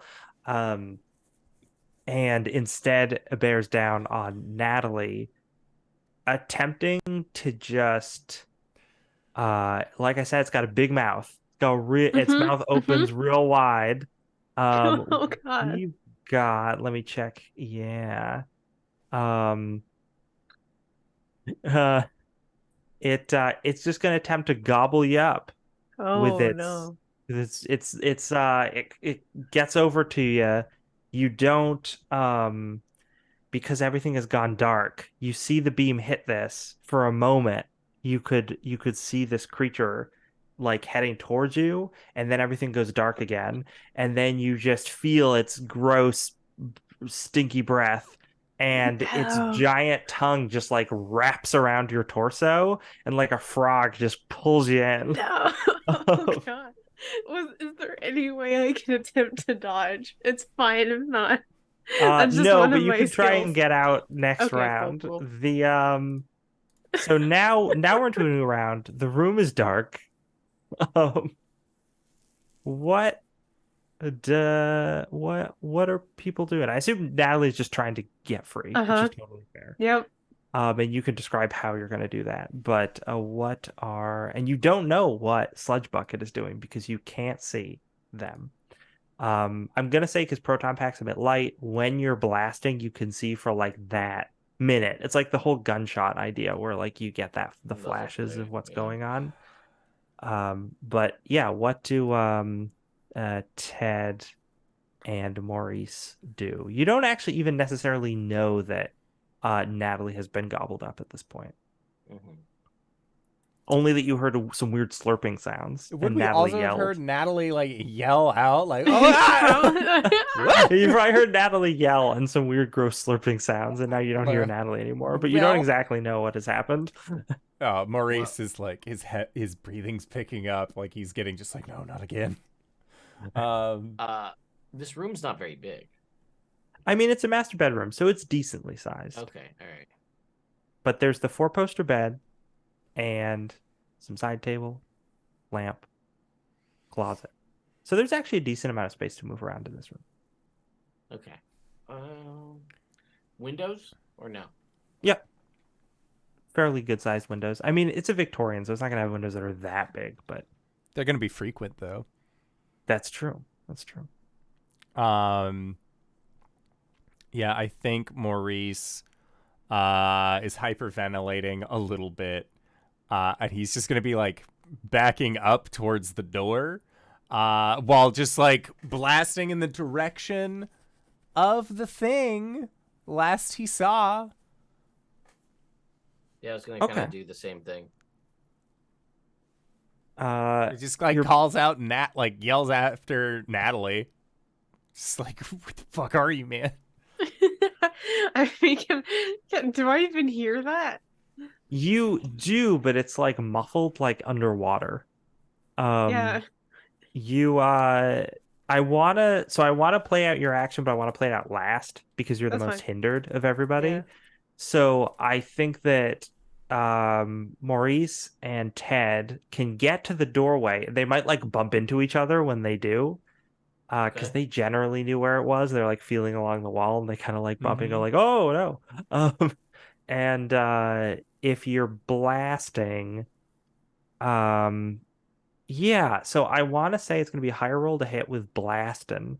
It's probably going to be like a 20 if you're both trying to get to the door, which you are trying to find in the dark, and you are, blasting at something you don't know where it is. Okay. Okay. Hmm. 3 brownie points again. I tell you what. Oh no. Excellent. welcome. I was gonna say, I'm not gonna move from where I'm at here in the dark, and just like my general, like orientation in the room to where the windows were. Mm-hmm. I'm just gonna blast the window out. It is. What- I will point out that it it is nighttime? nighttime. It's It is nighttime. Oh, damn. Yep. Okay, I forgot. For some reason, I thought, what was the sky moon situation? We full moon? I These are don't. important questions because they could throw enough light in this bedroom. That's true. I'm gonna roll for it. Let's find All right. out. All right. Because I want to say it's overcast because it's a gloomy winter day, but it might not be. This is January 3rd, 1986, right? We could find out. Just look online. What was it like in New Jersey in January 3rd, 1986? Yeah, okay, I rolled for it. You got a relatively clear night. So, yeah, if you blast out the windows, it is nighttime, but you will get a little bit of light into the room. As it is the last quarter phase of the moon. Okay.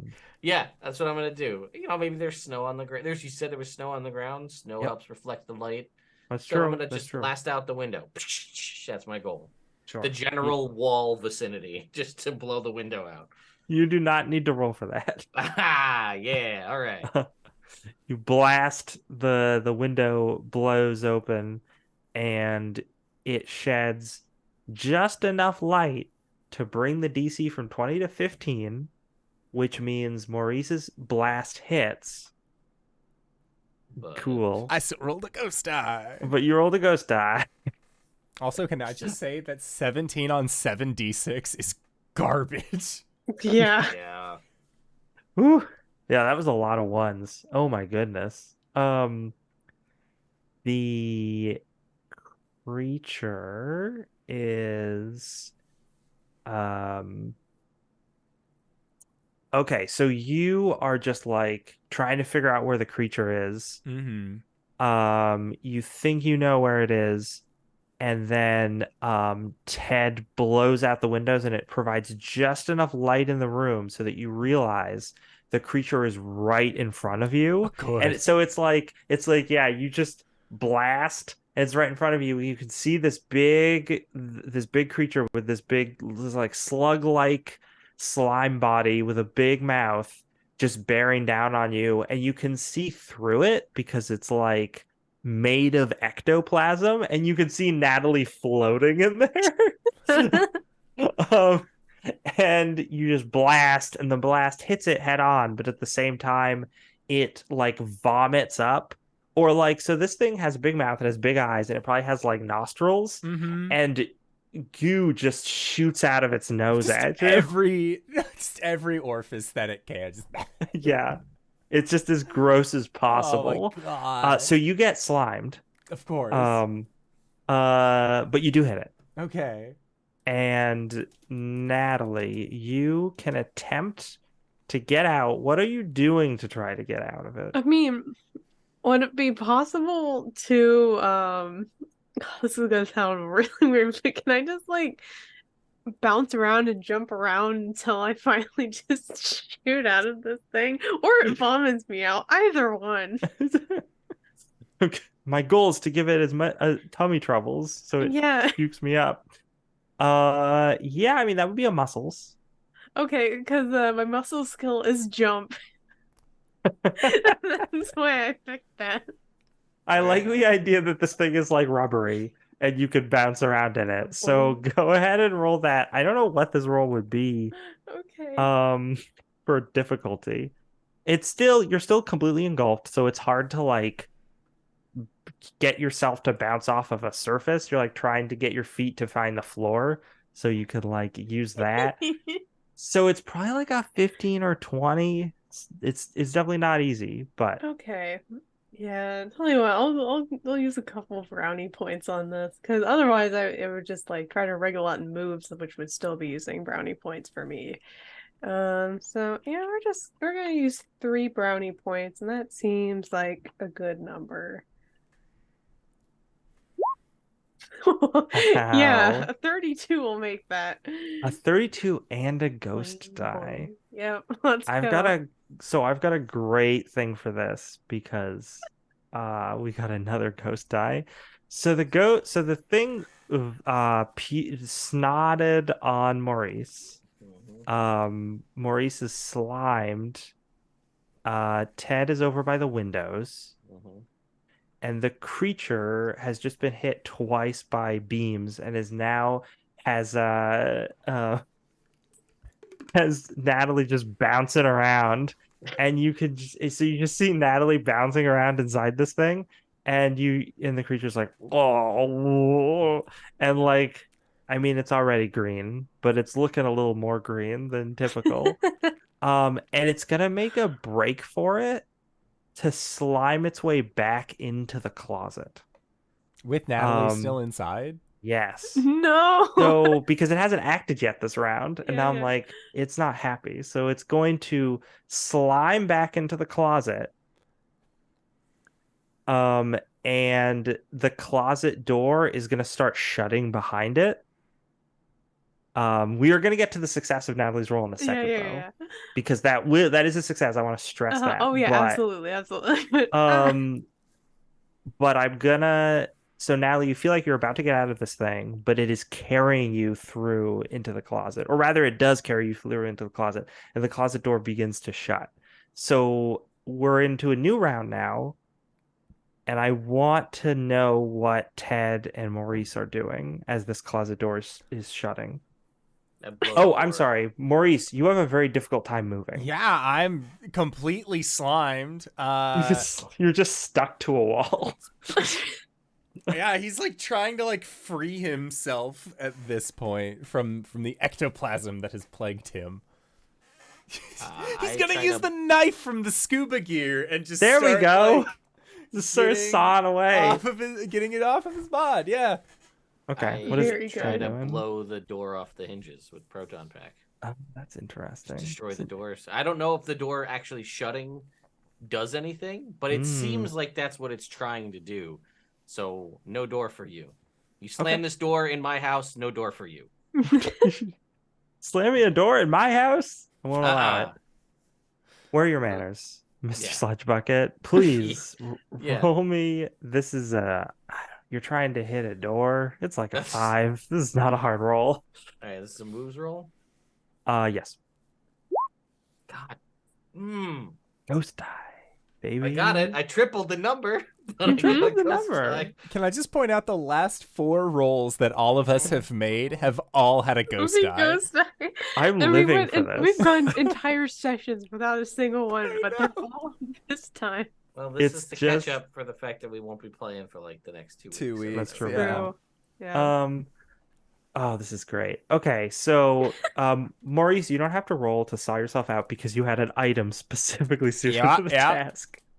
But by the end of the round, you get yourself free. Okay.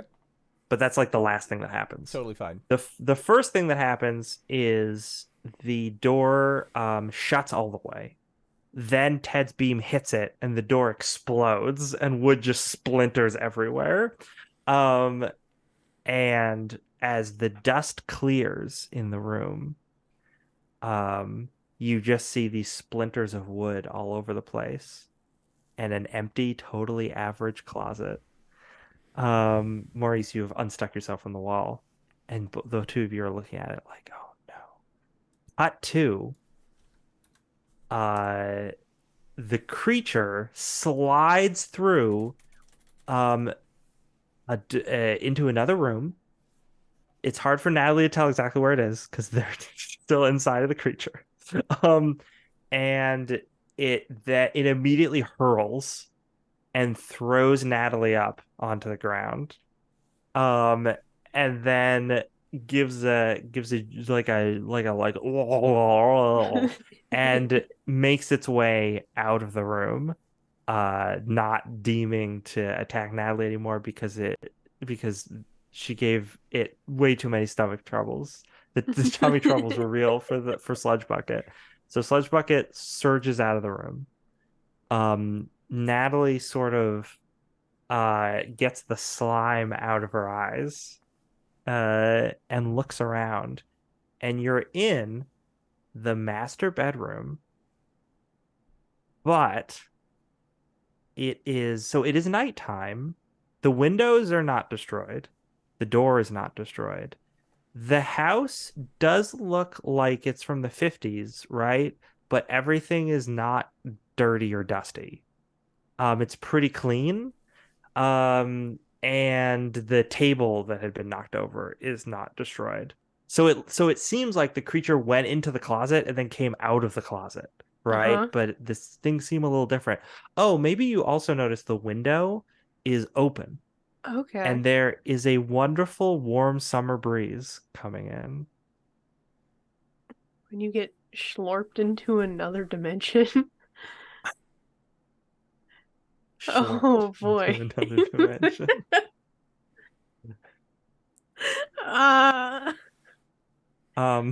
Oh, you know what? There's something else you notice as you're clearing your eyes. The room looks like there's like an overhead light, or maybe not an overhead light, but the lamp in the room is on. But as you're like standing up and getting everything off yourself, you realize that the lighting is like really red. And at first you thought it was because you had this stuff in your eyes and it was affecting your vision, but actually the lighting, it's like there's like a red bulb in the lamp. And all of the lighting seems off. Like clearly the lamp is on and the thing providing light in the room and there isn't another light source, but the shadows are like there's like dramatic underlighting that like shouldn't be coming from anywhere. Huh. Well, I guess I'm here. Is Sludge Bucket like still trying to get away or He went into the hallway. You were okay? you were pretty slimy, so you had to get all that junk off. You had to like get up, right? And sort of Yeah, like get all that yeah. out of your eyes. And you can still faintly hear him slurping away in the distance, but it's like he's putting the pedal to the metal because he got like blasted and he had to throw up. He had a bad time. So he's just trying to get out of there. That's fair. What does the closet look like? You turn around and you look at the closet. Um, it looks like an ordinary closet. Oh boy. Okay. Um, I guess I'm just gonna follow after Sludge Bucket here. I'm gonna go out into the hallway. You go out into the hallway. Um, Even more dramatic lighting. The hallway, but otherwise the hallway looks, yeah, everything looks a lot cleaner. Huh. Um, Not necessarily newer. It doesn't seem like all of this stuff is new, but it just looks like it's been lived in more recently. Um, the Yeah, there's it again seems like it's nighttime, but like I said, there was that window that was ajar and there was a nice warm breeze. If you Yeah. want to take a look outside or take a look Um, in one of the bedrooms or the bathroom or go down the stairs or go to the attic. yeah, only thing about looking out the window, is the lake frozen or not? Oh, if you look out the window, it is clearly summertime. The Yeah. lake is not frozen. There's, leaves on the trees, nice grass. There's a nice summery breeze. None of the cars that were out there before are out there. Though it does seem like there's one what's the name of the car? Like a station wagon with like the wood paneling Yeah, yeah. that seems to be parked outside that looks, relatively modern. It looks like something that is from the 80s. Okay. Um, yeah, I'm gonna go into the hallway and we're gonna check some of the rooms, I guess. You check some rooms. You check some of the guest bedrooms. They seem perfectly ordinary. You check the bathroom. See, so they seem like the same and Yeah. ordinary. You check the bathroom, seems the same and ordinary. Um, and then you hear a sound coming from up the stairs. Um, Hold on, let me check here. It's like a revving sound, but not like a it you don't recognize the kind of device that it is, but it's like something is like like it's some sort of rotating device that's making Uh-huh. noise. Doesn't sound like exactly like a chainsaw, but it's similar to a chainsaw, maybe. Okay. And then you look over and you see coming up the stairs is this huge hulking figure, very dramatically underlit, with they're wearing jeans. They've got a black tank top. They're wearing an umpire's mask. Hmm. But you can see that the umpire's mask is under like a skull face, a scary skull face. And they have a big automatic drill that they like are hitting a button on and the drill is like running. Um, and they just get up to the top of the stairs and their head just turns towards you. And they hold up the drill and it just starts spinning really fast. And then we're gonna cut to um, Okay. we're gonna cut to Ted and Maurice. And Maurice is like, once he frees himself, he's gonna go up to the closet and just start like checking it. I think, or actually, yeah, he's gonna check it, and then he's gonna go into the adjacent room that would like share a wall with it, and just start like, where could this thing have gone? Or actually, Yeah. no, he pulls out his walkie. He pulls out his walkie, gives it a What? beep, and just like, Natalie, are you okay? Over. We've lost visual. Are you okay? Over. Natalie, this guy gets to the top of the staircase, looks at you, starts revving the thing, and then your walkie goes off. Natalie, are you okay? Over. To be determined. Over. As I'm getting my proton pack right now, I will shoot this man. Shoot this terrifying slasher villain man. Yes. Okay. So Maurice, you got a Yeah. response. And Maurice will look at Ted like she can't have gone too far. These are shortwave. Oh my god. Yeah, I don't know how limbo works. Well, here, let's go check the other room on the other side of this. Maybe it just phased through the wall. As you're heading out of the room, AD Mike comes up there. He's just like, "What the hell's going on? I heard noises. Official there- Ghostbuster business. Did you destroy the windows on the house?" There's a Does he ghost not in see here. the slime? Look at the Oh, yeah, slime. he also Yeah, sees the Maurice slime is everywhere. covered head to He's like, toe in "What? ectoplasm. What is going on? Some He's- kind of sludge bucket. Move out of the way. He's like, "Oh, okay."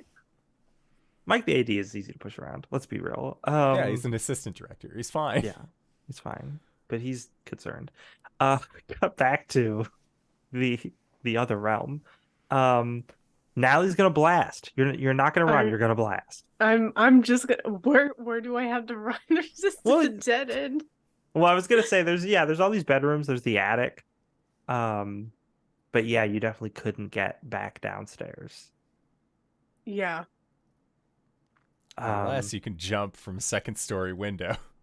Yeah, that's true. You could try and jump out the window. I mean, jump is one of my skills, but I don't know about that one. But landing is not.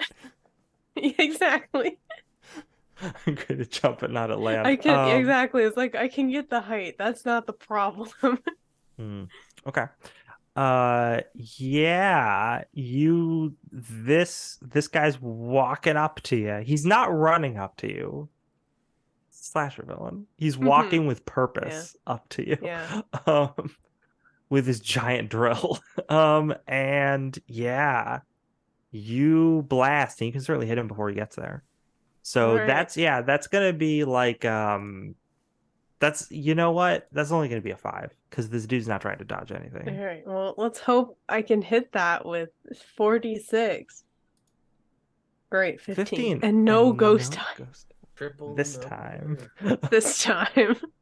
You shoot your proton pack at this guy, and it's the beam slams into him, and he goes fuzzy. It's like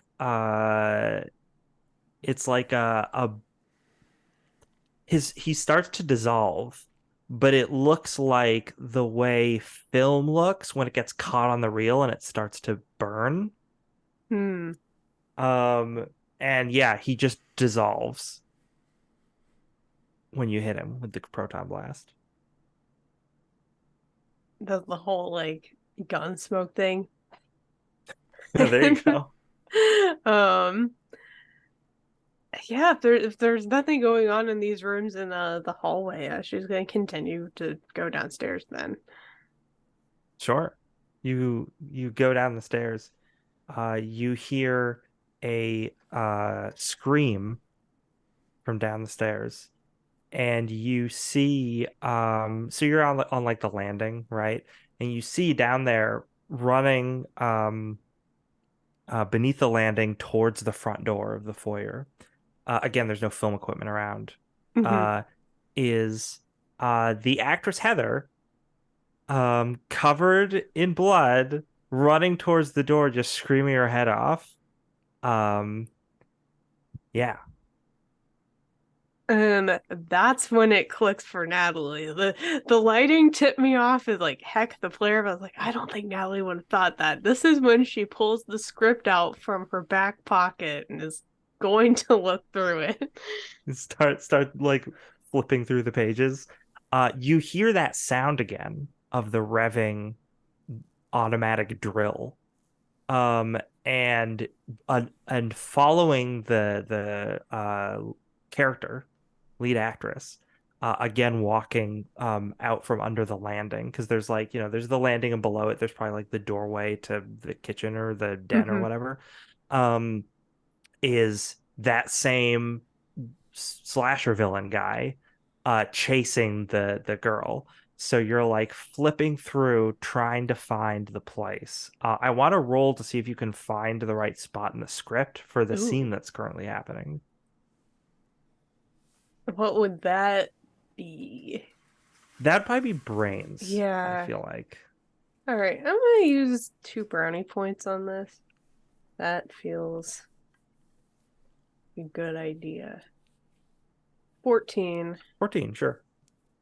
Um, in this scene, the Eddie, the killer, gets up to the main character, um, and is about to stick her with the drill, but then she uses her psychic powers to send the like chandelier crashing down on him, which gives her time to get away. Mm-hmm. And if you do not interfere at all, do you just stay where you're at? Well, I'm not gonna interfere with the scene. Okay. Though I do want to see like what direction she goes in. Okay. Because yeah, it's like she's just gonna keep like following the script and seeing like when she can get to the end. So maybe if like she gets to the end of the film, like she can just get out. Just get out. No Yeah, idea. she runs outside after this because she's gotten to the main doors. Um, but yeah, if you stand there and wait for a moment, she will use her powers. She concentrates real hard. And the chandelier falls down on the bad guy, the slasher villain, trapping him beneath it, seemingly killing him, but as we know, that's never how it goes. And then she runs out of the doorway, uh, leaving it open behind her. What do you do? All right, I am going to go in that same direction. Hmm, very cool. You run down the staircase, uh, and out into the a balmy summer night. Um, I take a second to laugh at Eddie under the chandelier, but then I go. yeah. Um, back to the other dimension, the real world dimension. Mm. You folks have gotten to the other side of the wall of the closet, and you're not finding anything. I will tell Maurice, since he's got the walkie, uh, at tell her she's half ghost. Maybe she can phase back through the way she came in. Yeah, Maurice will he'll say, Ted's got an idea. He's saying that you are half ghost. So maybe you try and get your way back here. I'm not exactly sure where you are. Over. So it took me a second. And I can't go in through the closet, I don't think. It just looks like a closet out here. But as weird as this sounds, I think I'm like in the dimension of the movie over. I think I have an idea to get you back. I need to clear it with the boss. And he looks at Ted. Okay, sure. All right. So Natalie says she's in a movie world. Uh-huh. You know how there's the transponder thing that we just got from Tanaka that turns things from movies into the real world? Yeah. We could I begrudgingly hand it to Maurice. Ugh. Damn it. I mean, heck, darn, shoot. this is gonna be tricky. Yeah, so just try and stay safe. We're figuring it out. Over and out. All right, so cuz we didn't bring one with us in the car, right? Like we didn't bring a whole one. Why A would whole we what? have I don't know. To a investigate. transponder that's working? Well, Oh, you're because you had taken I'd one of taken that the one, yeah. transmitters, but it blew up, so you don't have a working one. Gotcha, got it. Can I guess which one would be easier to repair? Potentially repair. Well, the one that you have there is probably working. It might just be unfinished. Okay. But Ted just cut the cord for it, so you need to Gotcha. rewire it to be able to plug it in. But that's like not actually that Yeah. difficult if you have Look, basic this is electronics. 1986. Every dad has base electrician skills Yeah, but yeah. they're not like certified or anything. They can just No. use wires. They might flip the positive and negative by mistake, but It might blow the breaker, but like we'll figure it out as we get Yeah. there. Mhm. So yeah, Maurice is gonna try and repair this thing. It might take him a little bit, or to finish this. It might take him a little bit, but that's his idea. Is we can get her out that way and maybe figure out how this thing works. Cool. Ted, what are you doing? No idea.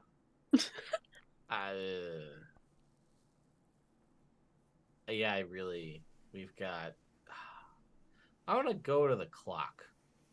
The Go to the grandfather clock. Mm-hmm. And I'm gonna open up the door to the clock and like look inside, inspect, see if there's anything weird in there.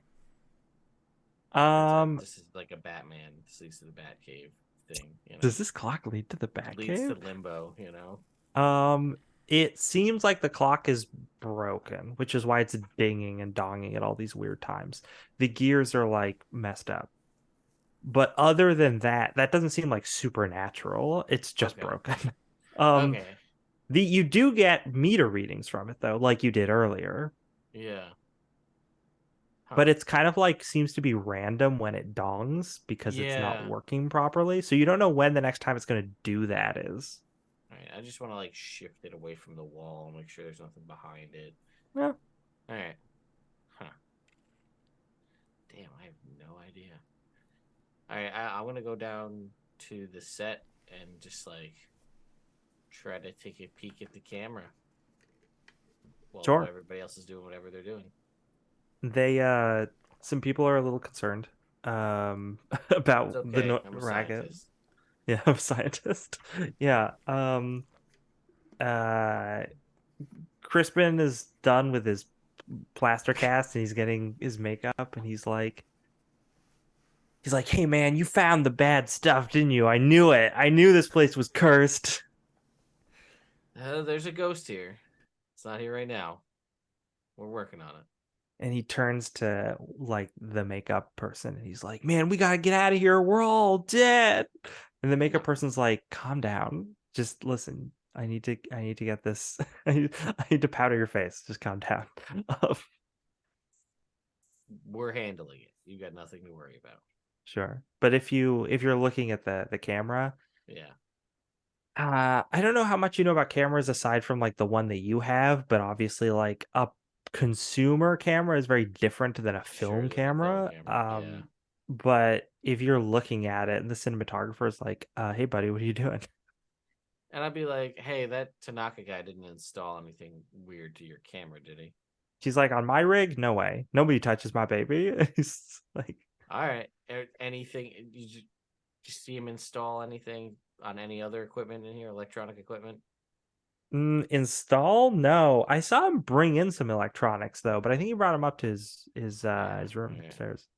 Okay, all right. And I just go to craft services. And then you go to craft services. Yeah. There's a big dude at craft services who's wearing jeans and a leather tank top or a black tank top. It's not leather. Although it could be, I suppose. And he's got he's not like he's in makeup from the neck down. So he's got like his creepy like undead hands, right? And but from the neck up he looks like a normal person, and he's like, this big guy. He's got like a buzz cut, he's got a goatee. He looks like he could be like a professional wrestler, and he's just like eating a sandwich, and he's like, oh hey buddy, how's it going? Oh, it's going. It's just one of those days, He goes to shake your hand. He's like, hey, my name's Hodder. Hey, Ted, I'll shake his hand. I don't even know. And I'll just like just start eating. I'm like, I don't know what's going. I'm at a loss right now. This is you know what? Maybe I just need to eat something. So then I start eating, see if that'll maybe clear my head. Fuel your brain, Yeah. Sure. You start eating. Maurice works on the device. Maurice, I need a roll for this. I think guess probably makes the most sense for you. Nerf guess. You are muted, OP. I think. I was. I'm just saying, I didn't see any kind of like electric repair or anything like that beforehand. So, guess probably a good guess.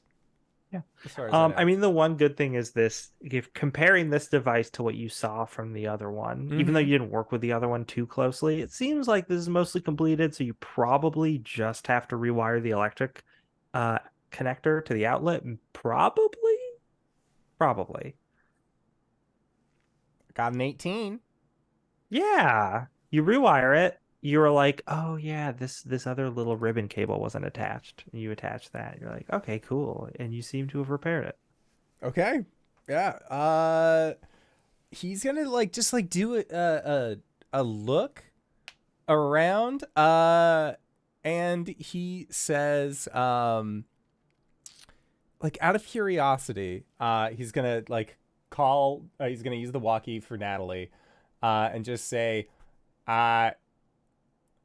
just to clear a suspicion, can you go? Are you in the house still? Am I still in the house? I think you probably would have just gotten outside. I'm about right outside, but I can go back in. Over. Can you go to the upper floor bathroom mirror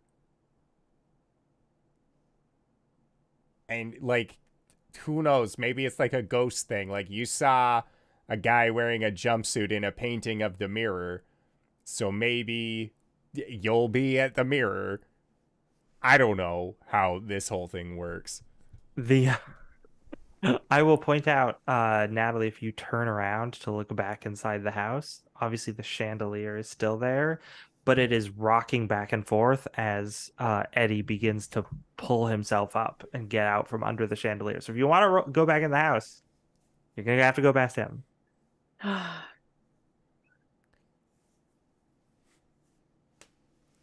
You see, the slash villain is like right by me, and I'm not sure if I want to test my luck zapping him again. Over. No, that's fair. Just keep us informed as to where you're going in case. I don't know how portals work or if we can portal at all. If you're in a ghost realm, try doing ghost stuff. Just do ghost stuff. Just be the ghost. When in Rome. So what I will point out, the other thing you see is the main character of the movie, played by the actress Heather, but in the script she probably has a different name, like Mhm. I don't know, Sarah or something. Of And course it is. yeah, Every horror movie. right. And you can see her running for the dock. So she is like she went outside and now she's running for the dock. So you're like on the porch. So you could go back in where you know the slasher villain is, or you could head a different direction and go towards like the work shed or the car or something. But you know that she is headed towards the dock. You could also consult the script.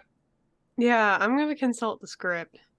So you're really near the end of the movie right now. Uh-huh. And it looks like there is a dramatic scene between this girl and the villain out by the lake, in which she uses psychic powers to pull him underwater or something. The script is a little unclear. Okay. Um, yeah, may as well. And like I'll just kind of be like out of the way and more going out of the house. And if I see that all go down and he's out of my way, I might go back up and Sure. take a look at the mirror. Yeah, you can just like duck like to the side of the porch or something, and then Yeah, because because the he's gonna be script doing his says that thing. Yeah. he chases Sarah out to the pier, Mhm. right? So if you just stay out of the way, you assume that that's what he's going to do. So yeah, okay, you can do that, and yeah, he stalks out of the house, down towards the pier, chasing after this character, and you can go back into the house when he does that. Cool. Okay. I'm just gonna mosey on in. I'll walk you over. Um I realized that he's following a script and that I can just, as long as I'm not in his way, he's just gonna go do what he's gonna do. So I'm heading back up to the mirror. Over. Yeah, Maurice will just say Roger that, or he'll make his way to the mirror and just like hope that he sees his friend. Let's try The it. cool. As Natalie's heading up the staircase, you hear movement, noise at the top near the landing, just out of sight. I wonder if it's Vince. Because I just realized the suitcase was in the attic, which means I might want to check that later too. Yeah, still just gonna be kind of on my guard though. Just on, with my proton wand, ready to shoot. Um, yeah, turn the Yeah. corner. You turn the corner, you get to you get to the landing and look around the corner. And yeah, there's a guy in a neon tracksuit with hairs covering one eye, and he's eating something. Maybe like, let's just say a sandwich. He's just eating a sandwich. He doesn't look totally calm. He's kind of like looking around, like he's trying to look down the landing at like what's going on down there, and then he sees you. He's like, "Oh, uh, uh um, hi, you, you're different." Yeah, I could say the same to you. Are you Vince by any chance? And he's like, "Oh yeah, hey, Vince Tanaka. Hi, how's it Yeah, going?" hey, nice to meet you. He goes to try to shake your hand, but he's got like mayonnaise on his hand from the sandwich. He's like, "Oh, sorry." Well, you're fine. You know, He- believe it or not, we were looking for you. he's like, "Wait, are you here to rescue me? Are you getting me out of here? Do you know how to get out of here?" Um, jury's still out on that. We're trying to figure that out. Um, good news, for some reason, whatever this place is within walkie communication. So, they're trying to figure that out right now. But hey, Natalie Collins, Ghostbusters. Um, And he's just nice like, to meet "Oh, you. the Ghostbusters! Thank goodness. You're definitely the ones who would be able to handle a situation like this." Okay, yeah. Well, we don't have a lot of time. And he What? points he points out the door and he's like, well, the final scene's about to happen and then it'll reset. So what we need to do, that's why I ventured out here a little bit, because I know that Eddie is down by the lake at this point in the script, but he'll be back in the house soon when the movie resets. So yeah, I'll follow your lead. Where do you want to go? Well, we know there was something weird going on the other side of everything with mirrors, so I was gonna check that out and see if we can figure out anything about that. So, My, all right. my friend's gonna be on the other side. Cool. Sounds great. Awesome. And he's just gonna follow you. Okay, great. And you can go to the upstairs bathroom. Yeah, I'm gonna communicate this to the rest of the group. Hey, yeah, so you know how Vince was in the mirror in that painting, right? Well, I just found him over. Just great news. Best news I heard all day. Over. Yeah. Yeah. You get to the bathroom, and you can, let Maurice know when that happens. Maurice, once you get that signal, are you gonna just activate the device? You can do anything else? You gonna let Ted know what's going on? Yeah. Or... No, he'll go down and he'll let Ted be like, hey, Natalie's got Vince. All right, we gotta get him back. Doing our best. We're gonna go up. We're gonna try a mirror trick. All right. See what happens. Shrugs. Yeah, basically. All right. You go up to the bathroom. Natalie and Vince are in the bathroom. Everybody's in the bathroom. Maurice, you turn on the device. Yes. Cool. You flip on the device. It hums to life. Natalie, you get a weird feeling in your head. But you can't tell from where it's coming. And suddenly you hear the grandfather clock going bong, bong, bong, bong. And the whole, again, PKE meter spikes. The whole room feels weird. What do you do?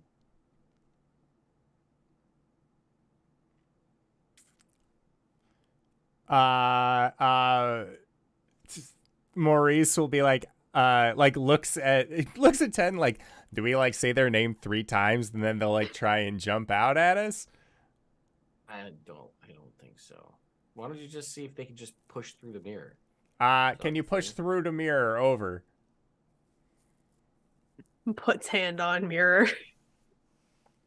Put your hand on the mirror. It feels weird, like fuzzy. You can, if you just push on it, nothing happens in particular aside from it just feels strange. You could try either side could try smashing it, or just opening the medicine cabinet, maybe. I will say that, Maurice, you do not see any special reflection in the mirror. Yeah, he'll open the medicine cabinet. All right, you open the medicine cabinet, normal medicine cabinet. No dice so far. Over. I'm gonna open the medicine cabinet. I imagine the camera just shows on either side of both characters opening the medicine cabinets. One side is just showing the pills, and we'll see what the other side shows. Yeah, so now you open the medicine cabinet, it looks totally normal inside. Yeah. They got us. Close the cabinet. The grandfather clock is still bonging. There are some people downstairs being like, how are we supposed to get this shot with this clock? Can someone stop this clock? And the device is getting very hot. So you're not sure how much longer you can keep it on. He'll turn it off. Oh, okay. He'll just so that way it has like a little bit of time to cool. Mm-hmm. And then he'll say, "Let's try to clock." Actually, you know what? I want to ask Ted. Ted, is there anything you want to do before while the device is still running? Just because I Just realized I say, didn't give you a chance can to. we attach it to the mirror Yeah, and then see if it opens? Right, like if it makes like a doorway, yeah. Oh, that's interesting. something Yeah. like that. Hook it up. All right, let's do that. Let's see if it Um, turns it into water. You know what I mean? That typical mirror It turns it water into, trick. you know, You know yeah, what I'm talking about, where you just go, yeah. Evil Dead style. Yes. The mirror image of you reaches out and starts choking you, and then you realize it's your own hands. No, yeah. So you can try to hold the device up to the mirror. Mhm. The clock actually starts somehow bonging faster than it was. This is assuming the device is still on, right? Yeah. Even faster than it already had been. It sounds like that thing's gonna blow up. boy. And the mirror starts to like vibrate as you're holding the device up to it, and when you touch the device to it, the mirror just explodes. Not in a way that would harm anyone because this is a Okay. children's TV show, but there's just glass flies out in a non-lethal or dangerous way. And you just hear this torrent of wind. And looking into where the mirror was, there's just this black void.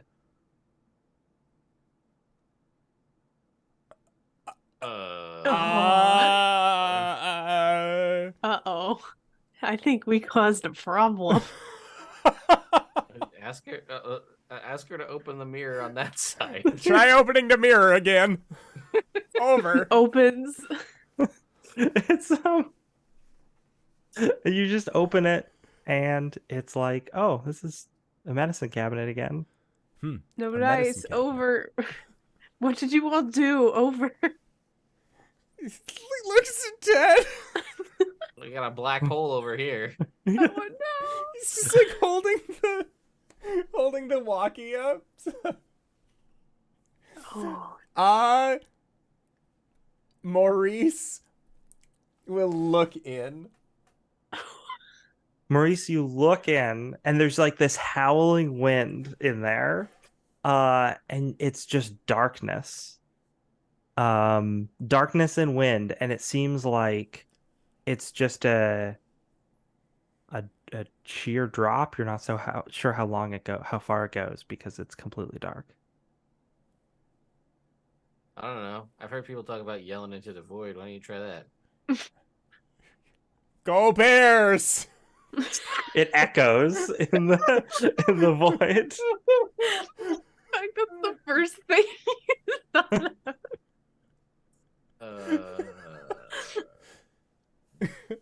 Okay. Yeah, just Proof that nothing good happens in New Jersey. That's true. This device is still on. Yes, Yeah. device still. All right, you want to go try the clock? Yeah, let's just leave a black hole. It's You know, Jersey. we'll What's turn. it gonna do? We'll open the medicine cabinet and have like where the glass was like against a wall. Oh yeah, so that's funny. If you open it, it's like the back side of the medicine cabinet door is totally normal, and the Yeah. interior of the medicine cabinet is totally normal. Just don't show So you that. just sort of do that. So instead of hearing like all this wind, you just do it so it's against the wall. So it's like, and there's like a little bit of wind leaking out, but it's not, you know. You go back down to the clock. The clock Yeah. is bonging like crazy. At Boop. the bathroom door. Yeah. Affix the machine. Do you? Oh, I'm sorry. Is the machine still on? Do you turn it off? As of right now, it is. Okay. Yeah, I'm it trying to is. attach So it to we the are clock. like rushing down. I feel like I would pass it off to Ted and have him run it down. Sure. touch it to the clock. I guess You we're just gonna blow up everything in this house. It's gonna be a black You're hole. gonna house. blow up everything in the house. Yeah, at You this point. You touch it to the clock. Actually, nothing happens when you touch it to the clock. Other than the clock continues doing what it's doing, but nothing like alters in any significant way. Okay. Okay. People are looking at you like, what the hell is going on? Back off, man. I'm a scientist. And I will open the door and just the clock door, make sure there's no secret clock doors, Mm-hmm. All right, and then I'll be like, yeah, no dice, Maurice. I'm Natalie, gonna turn. can you break your mirror? I mean, I can try over. I mean, is there something I can break the mirror with here? Yeah, sure. You can just break it with your proton wand if you Okay, wanted. great. Yeah, let's do that. Whack. Smash it. You smash it. Um, it doesn't become a void, but there is this weird actually I gotta check my notes. Hold on 1 second. Yeah, it looks like some kind of like this brick tunnel.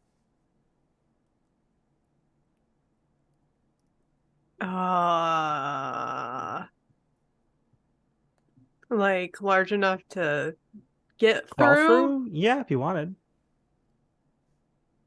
Well, I guess this beats getting chased by a Slash villain, huh? Look Vince back is just over like, Vince. yeah, you two also hear a ruckus from outside, and Vince is like, oh, the movie's ending. She just trapped Eddie. It's gonna reset soon. So I think if we wanna go, we should go. Yeah, let's do it. Cool. You Crawling on through. crawl into the mirror. And as soon as you do, as soon as you crawl in there, you feel gravity shift. And you quickly find yourself, so you crawled in sideways and then gravity shifted, so now it's like you're up high and you begin falling. Oh, So I need a roll as you and Vince are sliding down this brick tunnel. oh, we've established I don't particularly have a landing skill. Oh no. Um, This would be either, could be I mean, it depends on how you want to okay. play this out.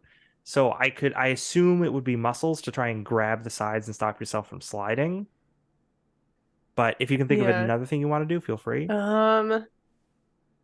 Yeah, because I was trying to think of something with like maybe moves, just because my odds are a little better with moves. But I mean, we're falling down an indeterminate. How many brownie points are we talking here? Oh yeah, that's a good question. That's a good question. Uh, you know, I do it for 3. I do it for 3 brownie points. Yeah, you know what? Let's just do that. Okay. I like that. Hold on. You can stop for 3 brownie points.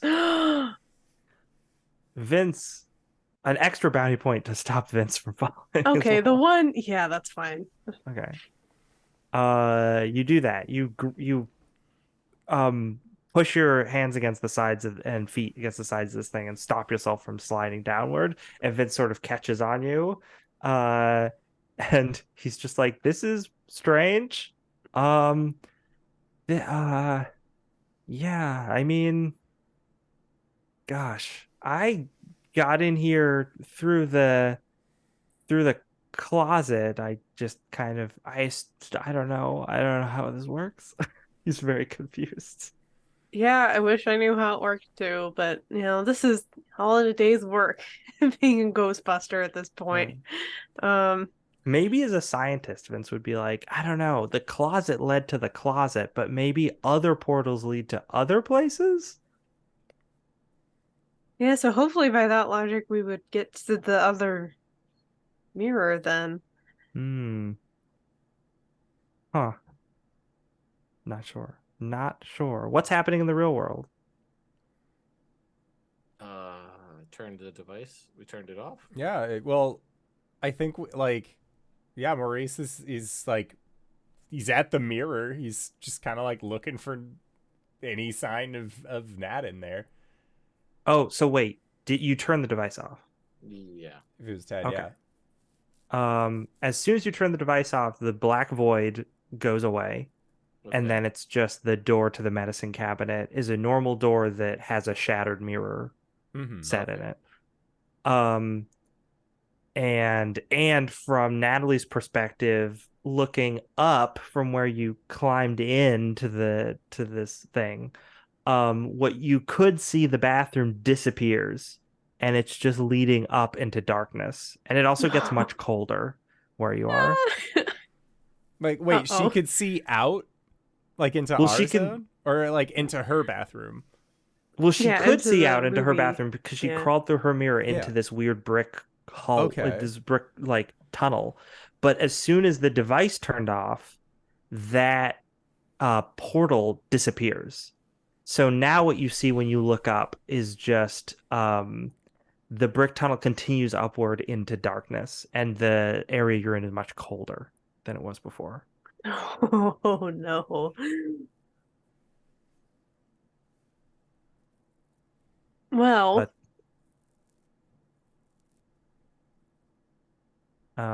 does Ted or Maurice do anything now that the device is turned off and you've noticed the mirror has gone back to normal? How it's going? If it still works. Yeah. I feel like at that point, Maurice is probably like, we need 2 bowls and some ice and like a towel. Two spice in a Because you towel? like you fill the bottom bowl with ice, and then the second bowl you put a towel on, and then you could put the electronic to help like bring down its temperature if it was getting like Oh, overheated, yeah. without getting any direct water onto it. Yeah, that's interesting. Never thought of that.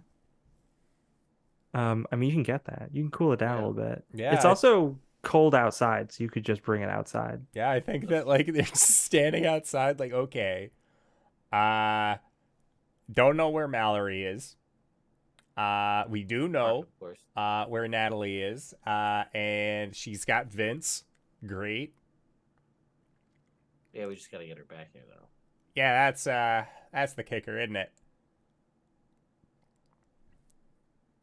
So I think the mirror, I mean, it was a black hole, sure. Mm. Well, it stopped.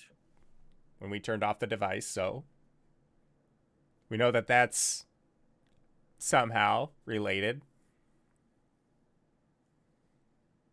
I don't know. You want to just call her and see what we can get, and then go from there. Maybe she's in that other mirror in the work shed. Oh, hey, there was a mirror in the work shed? That's what she There's said. a painting. A painting. Sorry, painting. That's Painting of a mirror. Yeah, let's go check the Painting work shed. of a mirror. Yeah.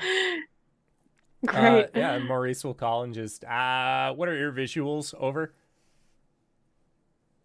Can I reach my walkie with how I'm sitting in this tunnel right now? It's pretty cramped. You know what might work is that since your walkie's like on your thing, it might be that it starts going off and Vince can like reach over and press the button on Okay. it. I love that. So it's pretty dark now. Oh, it's how do I explain this? We went through the mirror because the tunnel was behind it. We broke the glass, or the glass is the mirror. And we're in this dark tunnel. And I'm not sure what's going on the other side, but all of a sudden we now can't see our end, the bathroom in the film, and it's now very cold in this tunnel. And I don't know, the gravity shifted. It's now completely vertical instead of just walking normally over. like, looks at Ted like, Hang on. Boop. Turn it back on. What Turn about now? back on. Ask her about now. how's that for you? You turn it back on. Now it's less cold in the tunnel. You see the appearing above you is the light of the bathroom. Much better. Over. But like I said, you can continue down the tunnel into you like looking down there, it doesn't just continue on into total darkness, but it seems like there is a faint light at the bottom. Mm-hmm. Yeah, I'm But just it's a bit of gonna. a climb. Yeah, gonna go carefully, or at least as carefully as I can. Okay, you're gonna go down and not back up to the bathroom, Yeah. right? Okay. You cautiously climb downward. You and Vince. Trying to climb, that's different. Give me a roll for this. Oh boy. Okay. It won't be particularly hard. I'd probably set it at like a 10. Okay, I'm still gonna use one brownie point at least. My muscles aren't the best. Yeah, that's an 8. Great. You're climbing down and you're like, I think I've got this. Oh wait, no, I don't. And then you start sliding. Zoop. Um, and where I'm sorry, so where are Ted and Maurice? So you said you went out to the shed? Yeah. We were Okay. outside to Slurp keep my way back in. to keep the thing. Yeah, slurp it. We wanted to keep the device cool, so we went outside, and then we said, Yeah. "Well, let's go check the shed. Maybe there's something in there." The shed. You turn the device on when you're near or in the shed. That's important. Great. Yeah. I don't think we were in. We turned it on before we went into. Yeah. So Okay. it'll be on by the time that we get there. Okay. Yeah, correct. Great. The you are approaching the shed. The device is running. You can hear from the house the grandfather clock has started bonging again, but it's fairly muffled because it's a little farther away at this point. And you hear noises coming from inside the shed. Let's just hope it's Mallory. Yeah. All right. Be ready. We get closer to the shed. You get closer to the shed. The door to the shed bursts open, but it's not Sludge Bucket this time. Oh, no. It's all of the tools that were hanging up, No. the hammers and the saws and the wrenches all come flying out, telekinetically propelled. Oh my god. Flying at you. They're floating tools. They're coming for you. Turn it off, turn it off, turn it off, turn it off. You turn it off. Suddenly they all they're still like being propelled, but Yeah. now there's just the force of momentum. So they just fly at you, and as like they just fly into like the side of the house. So like a gardening hoe just like sticks into the wall of the house, and like and like a hammer like bounces off of it. And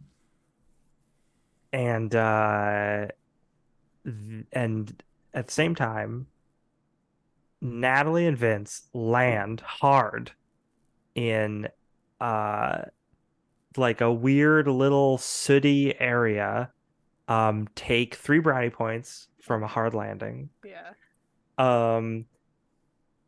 You're like coughing, there's all this dust. Again, you're trying to clear your eyes, and you do, and it's standing in front of you is Eddie with his big like saw thing, just like looking down. And that's like the first thing you see as your eyes clear, and you seem to be in, I don't know, a room in the house. You can't, Eddie is so big you can't see much beyond him, but you seem to be in a room. What do you do? Well, he's seen us, right? He's right in front of you. Well, yeah, zippity zappity, we're gonna try this again. Please roll. It's only a DC 5 Well, because for he's goodness right sake, we'll in make that. your face. I just watched. This one's gonna have a ghost eye. I'm already calling it now. It's gonna. Oh no. Okay. Well, it's 14. A No 14. ghost eye though. Very good. You zap, and the beam shoots right at Eddie. And you just hear, "Whoa, what?" And the Eddie lifts up the thing, and the beam hits the thing that he's holding, and it explodes, and he flies backward, and you see he's like he's like on fire a little bit, and he just rips off the mask, and you see this guy, and he throws the mask to the ground and starts stamping it out, and the whole film crew is standing there like, what is going on? um the You're sitting in the fireplace of the den. You're actually right next to the craft services table. Oh my god. Oh no. But luckily you can't die or get really badly injured in this game because it's a cartoon. True. So don't worry, the actor portraying Eddie is totally fine. Yeah.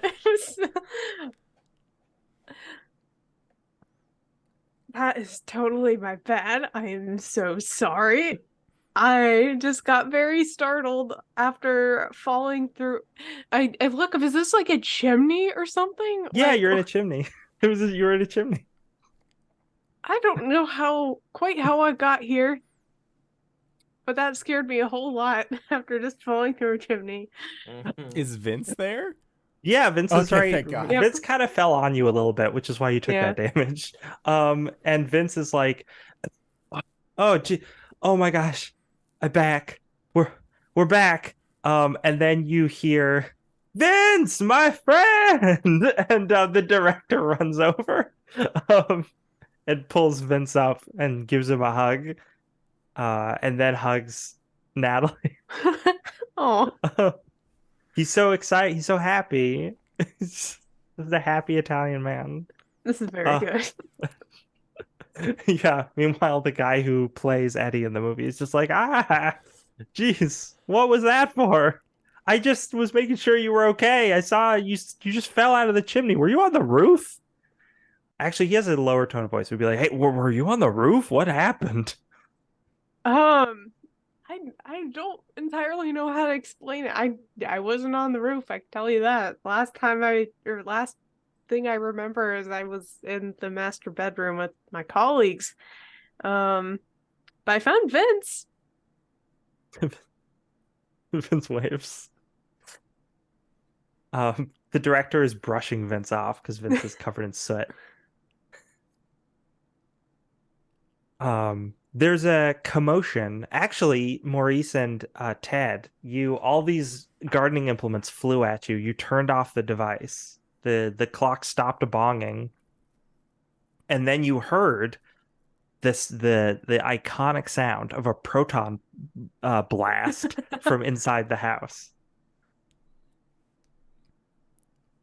Just looks at Ted and then like starts like Yeah, run back to the house. yeah, like Ted obviously is like like the flash running off and he's just, You get in there and you see this whole scene. Natalie covered in soot. Vince being hugged by the director, also covered in soot. Hodder, costume mostly destroyed. Oops. Oops. yeah. You're back. Yeah, we're back. Tanaka? Yeah. Waves. It's just it's a pleasure to meet you. Like, thanks for rescuing me.